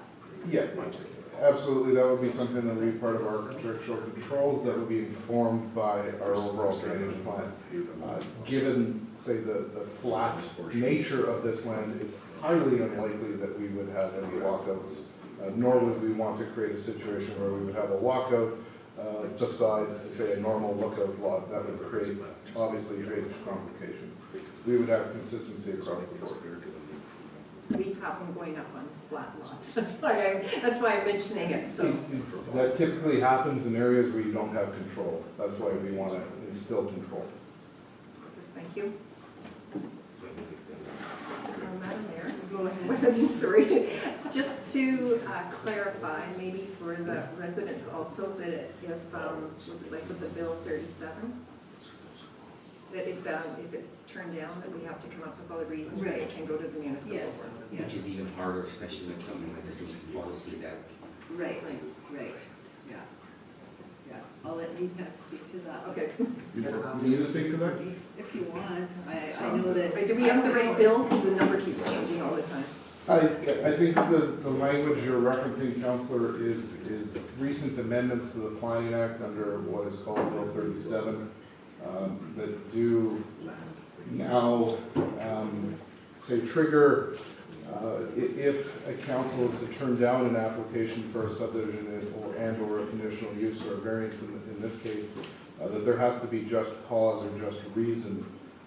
Should it be turned down, the applicant would have the ability to appeal to the municipal board and say appeal the reasoning that is given by council. If that answers your question. Yes. And we have to give reason here also. Should the motion be to reject, there would have to be just reason. Question for me? I'm sorry, Just like the conditional use that was rejected and you provided rejection reasons, Yeah, and it would be, I don't know if the applicant or the planner has identified that, but the reasoning has to be defensible. Which is even harder, especially if something's meeting all policies. Exactly, Yes. yeah, policy is not very difficult to do it. Go ahead, Councillor Gazarovich. And further to that, if it does go to the municipal board, they don't have to follow any of our restrictions. They don't have to put the roads in, They could modify, if it goes to the appeal, the municipal board can modify or reject any of the conditions that we put in. The municipal board is a brand new hearing and their decision is in order to cancel. Okay, so I think where we kind of left off is, our CAO had asked if we wanted to amend that one condition with the road. And I think Heather is attempted to make a change on that, is that been updated? No, I'm still working on the G now, the dedication of the road, future railway. Yeah. So we would, it doesn't have to be paved, that portion. That north portion of their Yeah. new road would have to be paved, and the south portion could be considered limestone as a rest. Because it's not really being used as a road, it's more of a emergency access. Yeah. The G? But when I read it, I'll correct it if I need to. And I'm sure council will correct me if I And another thing, don't I took understand. that whole public works recommendation thing, because that shouldn't be in there. Okay, so I believe we have a resolution for the subdivision that is coming forward. So the resolution, same as the other one, what we did was, F was modified to enter into a development agreement with the Army St. Clements to address items including but not limited to an engineered drainage road plan and easement plan if required, installation, street lighting, letter of credit and drainage work, and road construction. G, applicant dedicates the. Yes, they dedicated an 80-foot wide strip. Well, 66, no, they're applicant, Where it is 80 to the north. You're looking okay, at what did you G. take out? Yeah, I'm looking at G, but did you take something out? As part of this? Just that public works recommendation, and I altered,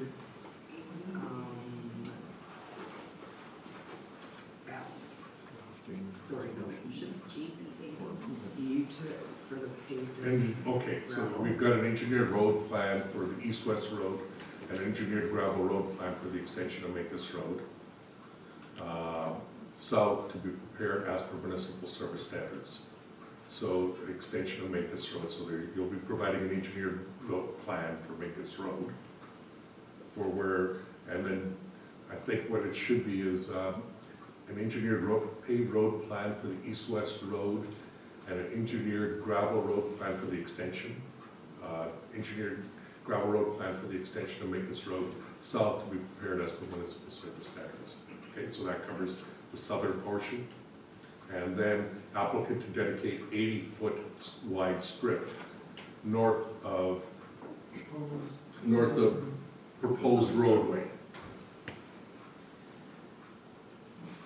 As per, north of proposed roadway as per plan submitted, to make sure that that's covered.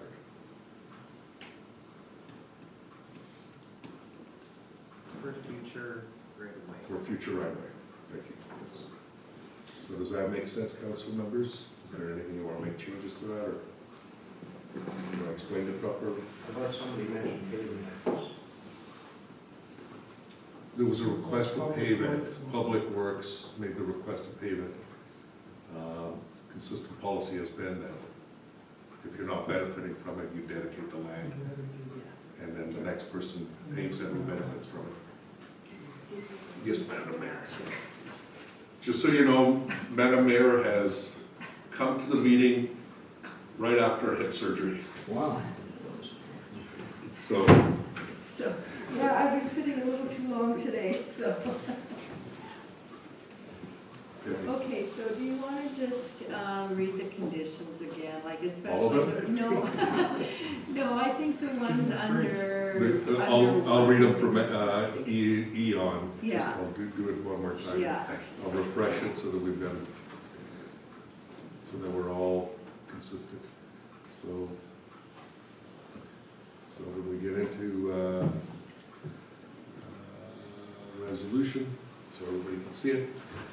Regarding subdivision application such and such, conditions 1, A, B, C, and D, E, or D are all, 1, A, B, and C are done. So let me read D. An engineered drainage plan be prepared to indicate positive drainage of the property to the satisfaction of the Arm of St. Clements to ensure that the proposed property does not drain onto or impede drainage from neighboring properties.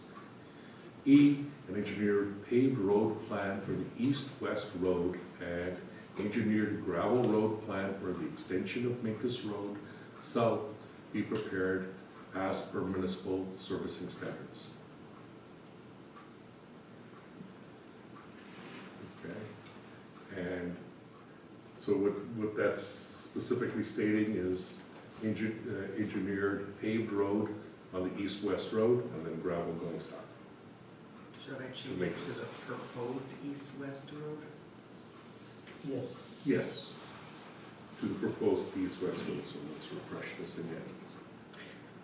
So we get that correct. Tell me when you're done. Just hit me. Okay. So one more time, I'm going to try to. Great. Okay. So, E, an engineered paved road plan for the proposed east-west road and engineered gravel road plan for extension of Mancus Road south be prepared as per municipal standards. Isn't that the same thing? Other than the word proposed.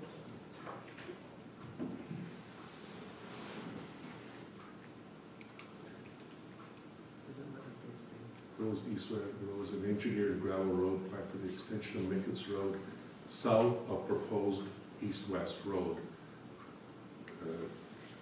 But we'll fix that up. That's just, we all understand what the intent is. And enter into a development agreement for the Arm of St. Clements to address items including but not limited to, if required, an engineered drainage and road plan, an easement plan if required, installation of street lighting, letter of credit, and drainage work and road construction. And then G, applicant dedicate 80-foot wide strip north of proposed roadway as per plan submitted for future right-of-way. So that's the dedication of the north part, the 80-foot strip. And the rest is the same information for 2, 3, and 4 and 1. Okay. Okay, so I think we have it the way we would like it worded now, so if I could have a mover, please. Councillor Sutherland, second, please. Councillor Vazarowicz. Any further discussion on subdivision application S22-2980? Hearing and seeing none, I will call the question. All those in favor? Opposed? And that is carried. Okay, with that, we still have to do the variations for the subdivisions, so I would like to have a resolution to move into the variation board, please. Resolve the regular meeting be adjourned and the public hearing be open for variation order 123 of 2022. Can I have a mover, please? Councillor Spicer, Councillor Strang seconds. Any discussion? Hearing and seeing none, I'll call the question. All those in favor? Opposed? And carried. And Femi, did you want to speak to this one, please? Yeah, the variance application BO 123 of 2022. The location is Raleigh Road, road number 48600. The intent is to reduce the site area for proposed lots of 2 acre minimum from the required 4 acre minimum within the area of the residential zone. The requested variance is part of the conditions within S22-2980. The variance table shows that the subject site is zone AR and that the required lot area within that zone is 4 acre. The applicant is proposing minimum lot areas of 2 acres to 2.5. This is the subject site that shows that the surrounding context. And this is the subdivision application mark regarding the subdivision S22-2980. For county consideration, the variance application is in fulfillment of condition 10 of the subdivision application of S22-2980. The subdivision application has been approved by Secretarial Council.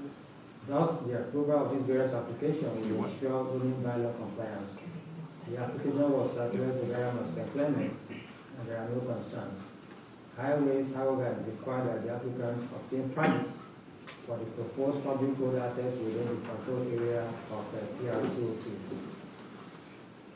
RRPD is recommending that the council wishes to approve this application. 2 conditions have been requested. Thank you.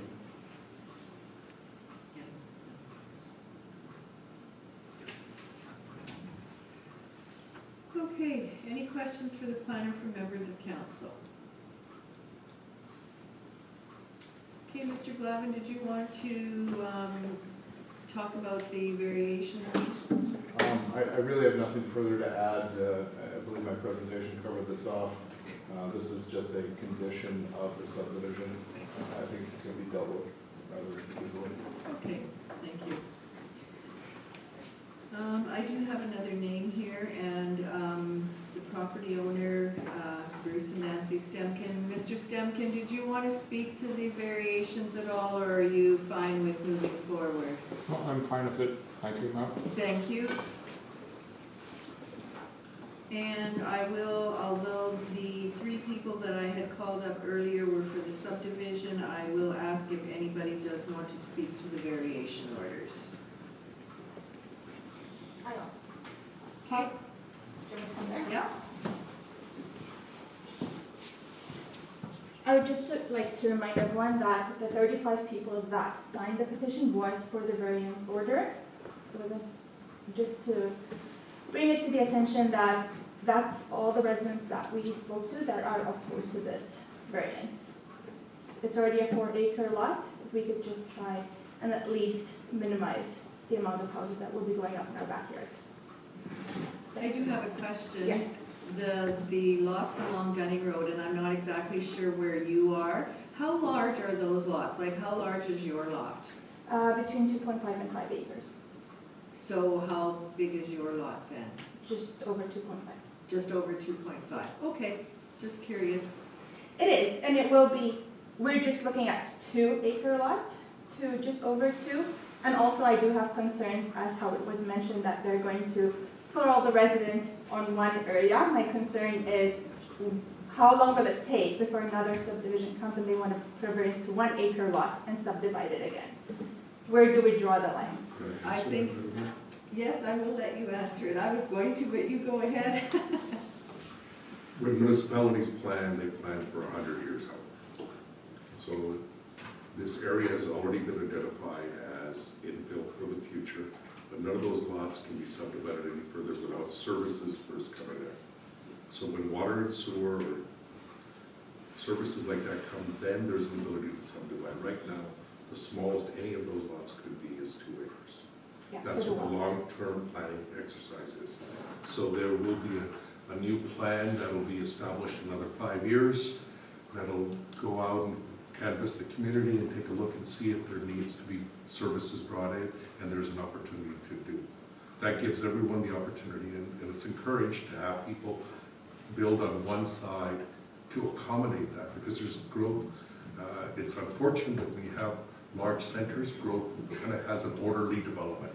You can't just have growth frozen, land frozen. It just, because developers and property owners have inherent right to be able to subdivide when those services are there.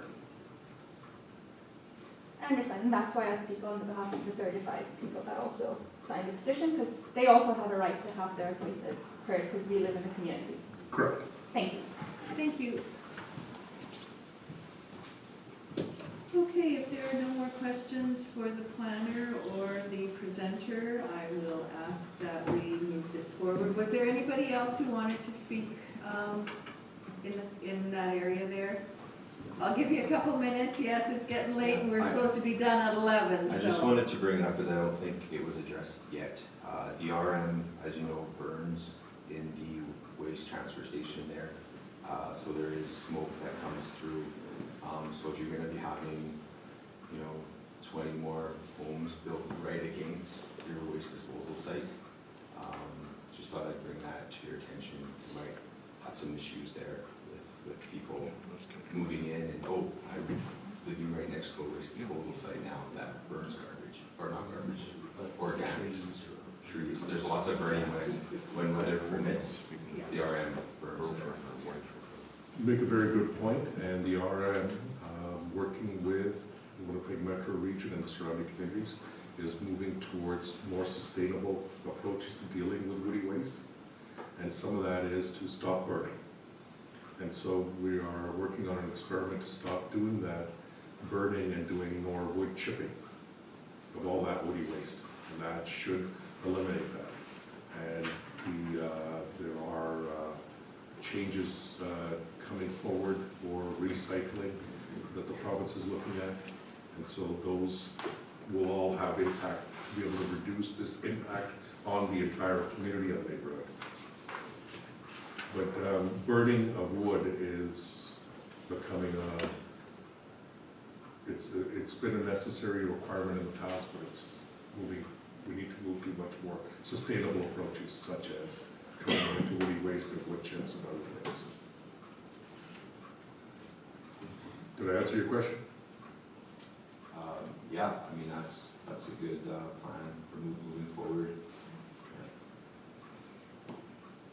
Okay, so if there are no further questions for the planner, I would ask for a resolution to move out of the variation board.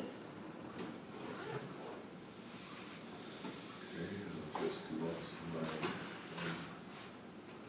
on this one.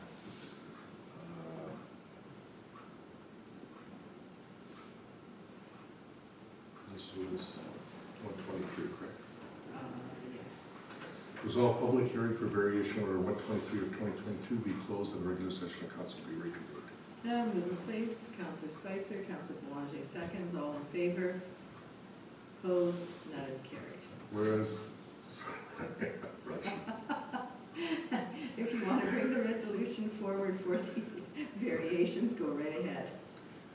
whereas applicant order of tax roll number 48600 legally described as OT 267/269 located on Raleigh Road has made application for variation order number 123 of 2022 from site area 4 acres to site area proposed lot 1, 2.5 for site area proposed lot 2, 2.0 for site area proposed lot, or 2, first one is, last one's site area proposed lots 2 to 10, 2 acres, site area proposed lot 11, 2.03 acres, site area proposed lot 12, 2.17 acres, site area proposed lot 13, 2.09 acres, site area proposed lot 14, 2.01 acres, site area proposed lots 15 to 19, 2.15 acres, site area proposed lot 20, 2.13 acres. Purpose to reduce the minimum site area to 20 proposed lots within the AR agricultural restricted zone. The requested variance in this application is part of a conditional approval of subdivision application S-22 of 2980. Therefore, be it resolved, variation order 123 of 2022 be approved with the following conditions: that the variance be limited to what is being proposed in this application. Any further changes will require a new variance approval.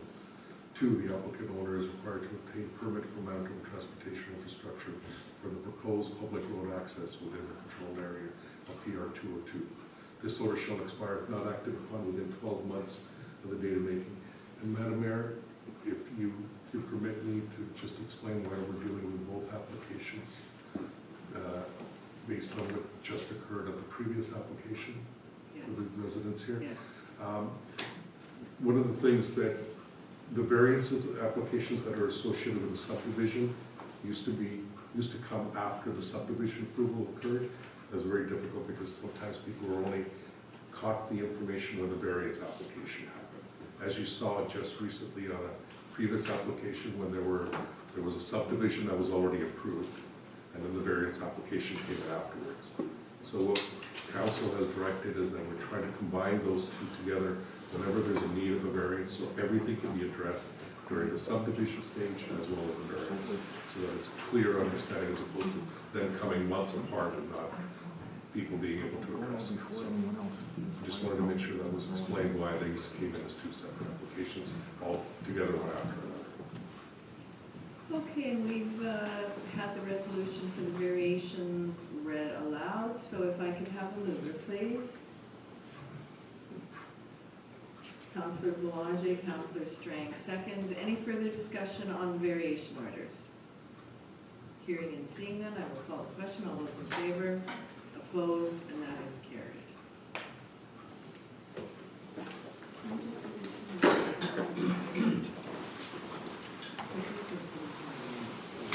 We could do the 2 mile road and then we could come back to this.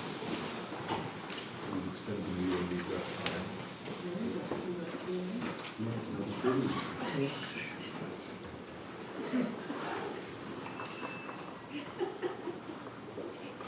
I suspected we were going to be there. How do I get out of here?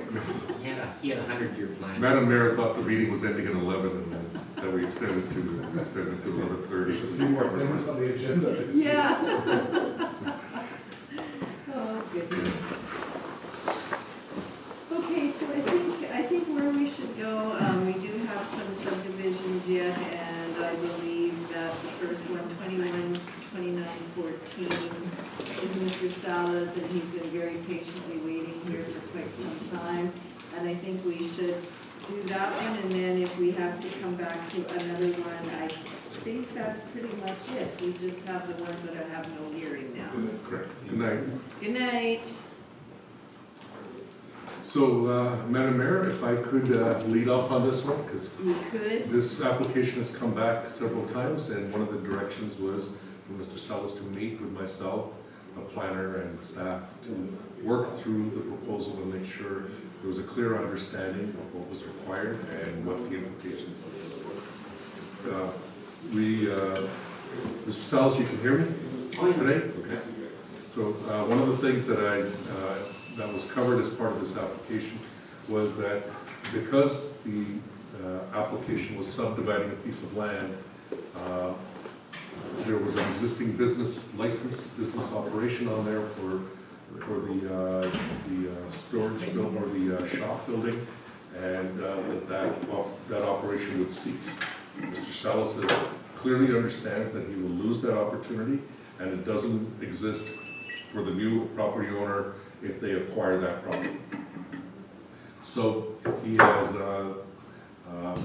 he's stopped the shop operations. He has, he did have, and he brought this to council's attention, he did have a business license, but it was related with the shop. But the only thing he was doing with his business part is with vehicle sale, just a dealer's plate to be able to just drive his own vehicles around. So both of those things were on the same property. So he canceled his business license with us, and what he's done is he's had the MPI change the address to his other shop address for his business license, for the dealer plates. So there is no longer a business on this property. And Mr. Salas clearly understands if there's any sales or anything going on, then there's enforcement action. So, and then related with the shop, we came to an agreement that the shop requires the appropriate approvals, permits, and so forth that need to be taken care of at some point in time, but he'll be able to subdivide the land, and as part of subdividing the land, he will have to decommission the injector system, and he will cap off the plumbing in the shop that was there, and he will put in a new septic field in his existing property. The new owners will be required to get septic field permits for their property, and will be required to get a building permit for a house. 2 years after Mr. Salas gets the certificate of certification for his subdivision, and he's accomplished all those things, and they have 2 years to be able to get a permit, and they can't occupy it as a business or occupy it for residence purposes as a shop, because it's an accessory structure without a building. Have I covered everything properly, Femi? He will need a variance. He'll need a variance to deal with the property. Or keeping the accessory structure without. On that property, and he'll follow through on that variance. Mr. Salas clearly understands this. This gives him the opportunity to be able to subdivide, to keep his family, him and his wife, on the existing property, sell off the other property, and deal with it properly. Comment? Go ahead. How is the RM gonna know when a lot of this has been done appropriately, and is he gonna be reporting back to the RM? Is planning gonna be reporting to us that step 1 is done, step 2 is done, that the new owners are well aware of what is required on the purchase of this? This will be part of the development agreement requirements that are listed as the conditions of this subdivision, because it is a subdivision. And part of that, before he gets his certificate of completion, all those things have to be satisfied. Thank you. So that's what they make sure that gets satisfied.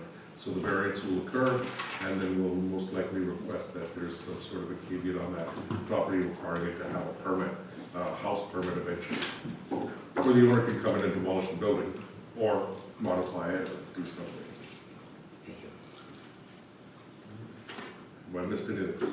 No. So for the variance application, remember we put a timeline on it that for the accessory structure to remain, I think 2 years or thereabouts. We said something like that. Recording stopped. I sent a revised condition to Heather. Yes, and those will be there. Okay. Those will be there.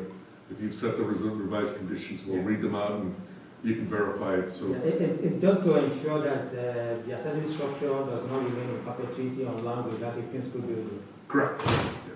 That's the other big issue. You know, the next owner comes in and takes a look at it. So, Mr. Salas, you understand all those? So I said that I would tell this. I understood a long time ago. Yes.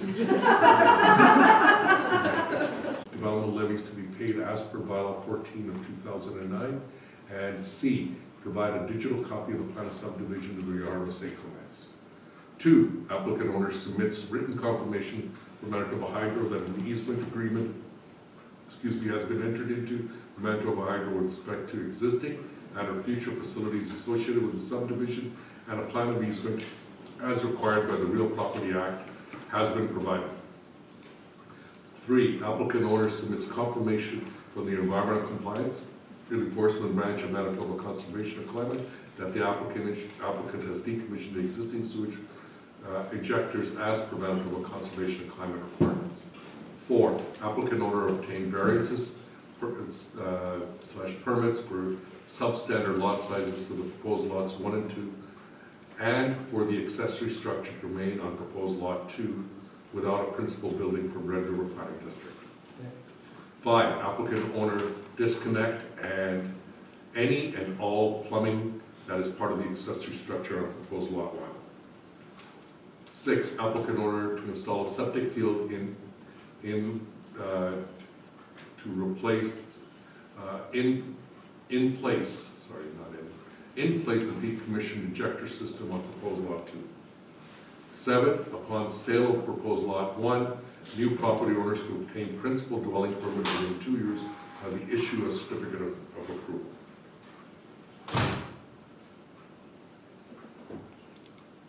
Okay, if that sounds good, can I have a mover, please?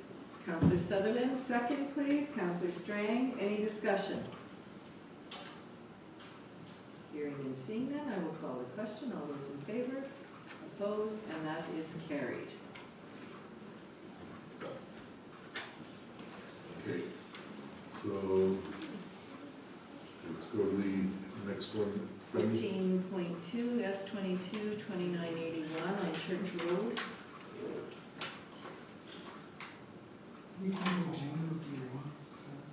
Who's that? Mr. Sala? Yes, Mr. Sala. Kenny's been waiting here all night, so. No, I think. Good night.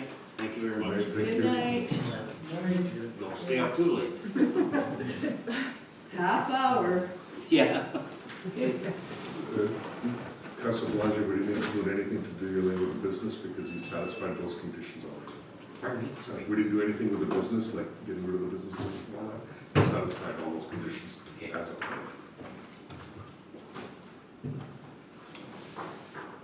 Okay, Go ahead, let's move on to Pretty sharp with this late. the subdivision at 1001 Church Road.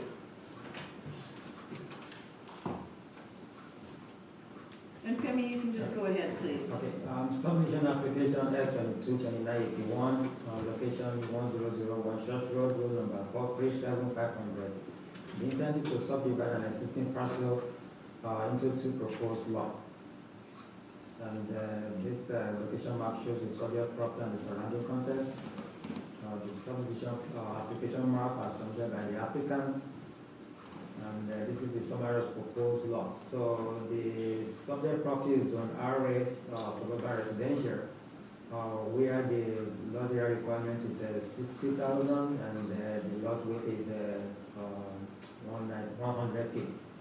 But where the lots are serviced, the lot area can be 20,000. So the applicant meets both the lot area and the lot width requirement of the zoning bylaw. RRPD analysis, the proposer is located in the settlement center destination of the development plan and aligns with policies of encouraging growth where pipe water, sewer, and other municipal services can be extended easily. The 2 lots meets the minimum lot area lot requirements of RA suburban residential zone of the Clements zoning bylaws. Aside from the general comments and requirements from water licensing and the central gas, other commenting against is generally any concerns. RFPD is recommending approval subject to 3 conditions, and that concludes my presentation. Thank you for that, Femi. Any questions to the planner? This is Church North, right? Yeah. This is Church just around the corner, just down the road from us here. Church and Quarry. So, any questions to the planner? Go ahead. I don't know if we have to do a street name change or what it would be, but we've had confusion with the same road before. We had a contractor one time that was going to start moving soil from the south end, and meanwhile he was supposed to be down here or up here.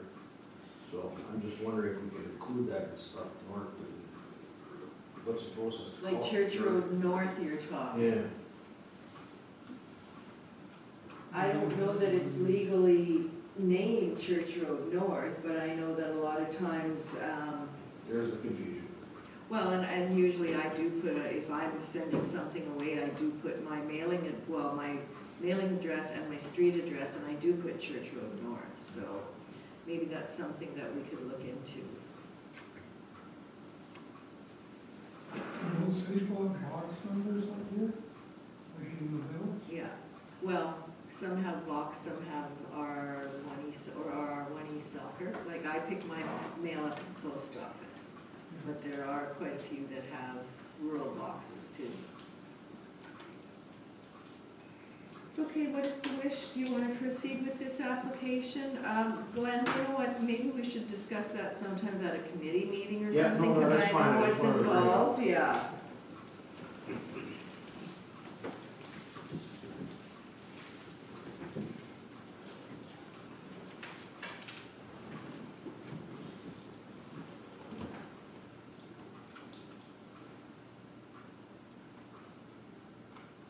So the wishes to continue, Madam Mayor, so you're ready for me to read.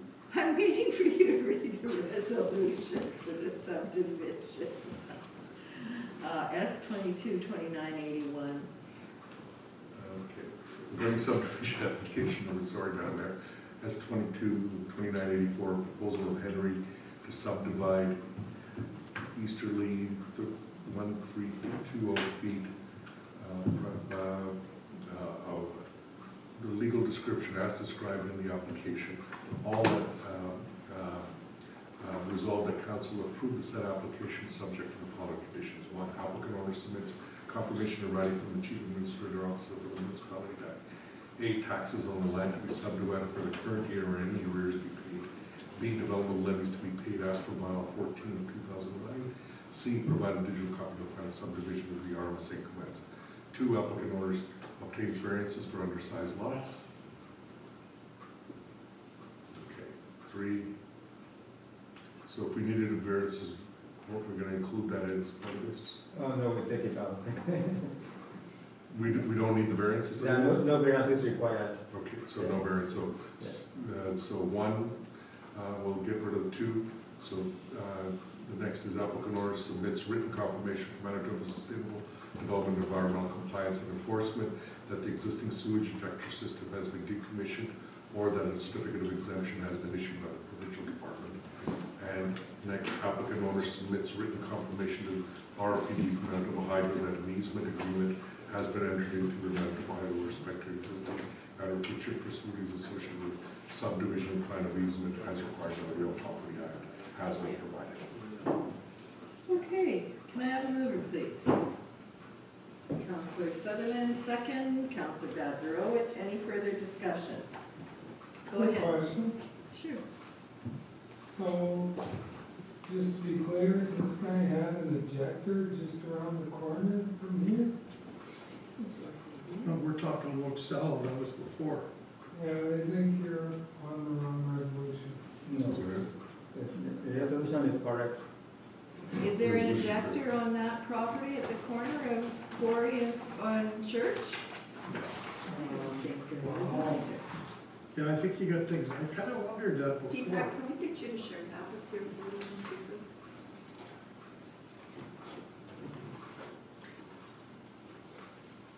Perfect, thank you. Oh, okay, yeah. That's no on my. No ejector either? Yeah, no. So what's after 1C? You're on the wrong resolution. Wrong resolution. You're on the, probably for the next subdivision. Yeah, there are only 3 conditions on this one. This one is the one. 2981. 2981. Oh, I've gone too far, sorry, I want Manitoba Conservation Climate Net application. Applicant has satisfied all requirements of the agency as detailed in their correspondence of April 20th, 2022. These included required approval of the engineer drainage plan, approval of hydraulic design, calculation of penny water rights licensing. 3, applicant owner submits written confirmation to the RPD Central Gas Manitoba and that easement agreements have been entered with Central Gas Manitoba with respect to existing agricultural facilities associated with the subdivision and plan of easement as required in the Real Property Act has been provided. Registration of this agreement will be included as a condition of the final certificate of approval. Can I have a mover, please? Councillor Spicer, second. Councillor Strang. I gave you, I was a mover before. Oh, okay. We had the mover in the second. Oh, did we? Oh, okay, so leave it at the original ones then. I have a question though. Why are we asking them for, can you pull the resolution up again? Why are we asking them for road levies? When they're not building a road or anything, they're dividing a corner lot in half. Yeah, there's still development levies. Development levies, yes, but what are road levies then? How many lots is this? Just a split. It's Split, so cool they'll stars, be paying for it's one, not they'll be easy. paying for one lot. Yeah. And the road levy is inside the development levy. Oh, It's part okay. of the development. Okay, I just took it that that was something in addition to the dedication fees. It should be just consistent with our bylaw 14. Okay, so I have a mover, I have a seconder. If nobody else has any questions, I'll call the question. All those in favor, opposed, and carried. And I'm out of here because my Freddie. ride is coming to get me. Yeah, the subdivision application, X 22-94, location is 27161 PTH 44, NSR road number 252300. The intent is to subdivide the senior land currently on a single title into 2 lots.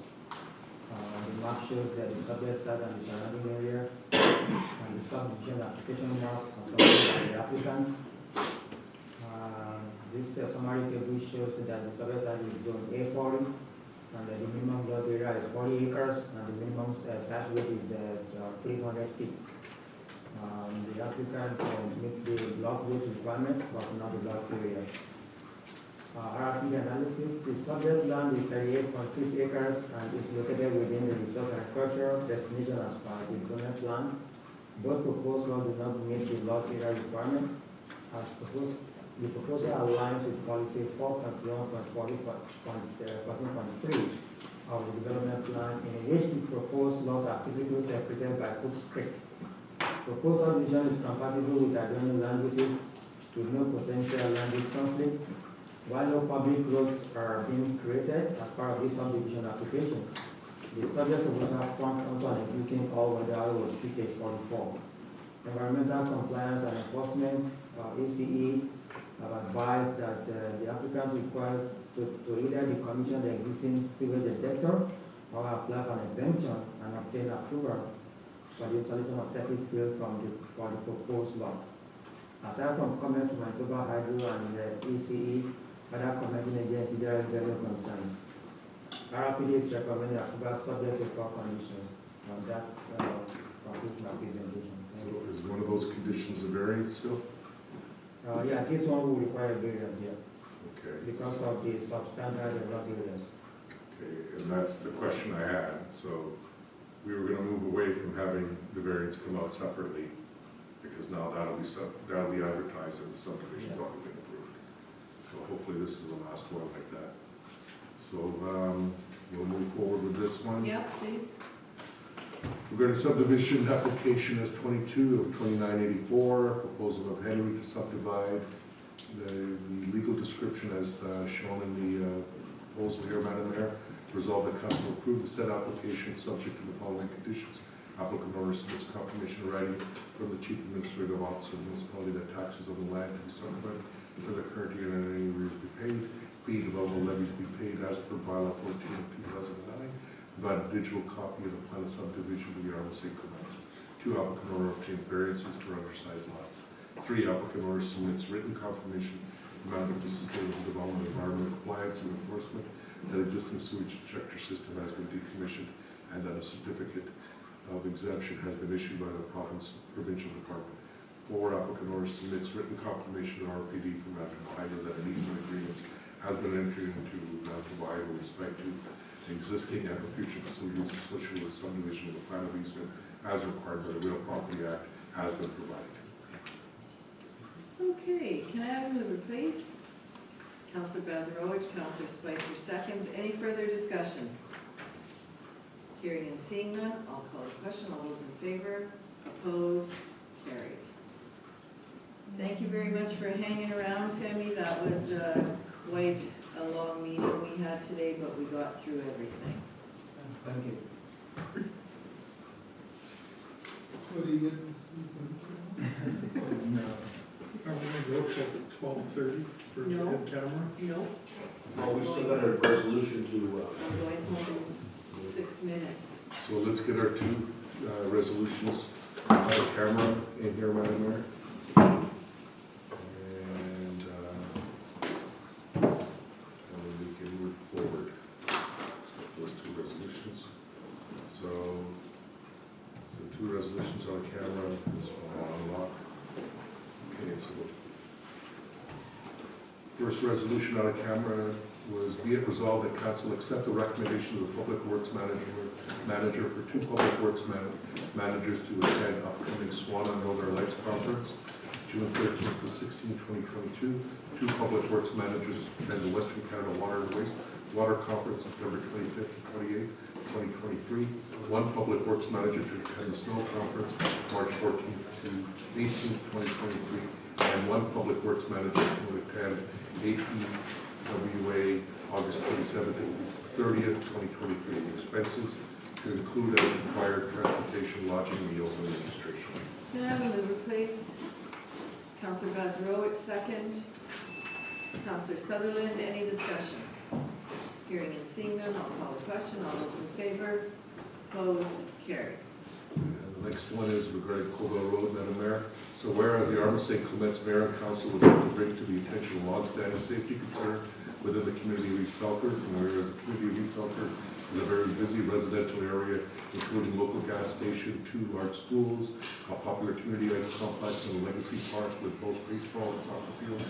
And whereas Provincial Road 212 runs west on Highway 59 right through the middle of the community of East Selkirk, and whereas the Arm of St. Clement's has consulted in the past with the province of Manitoba and completed traffic impact studies by professional engineers trying to find solutions, including consultation with local residents. And whereas the RM's mayor and council do feel there are options, including but not limited to burying a culvert to allow drainage to flow west to Cooks Creek, approximately 1.3 kilometers away, allowing for a proper sidewalk to be constructed that would provide safe and reliable access to all residents and children in the community.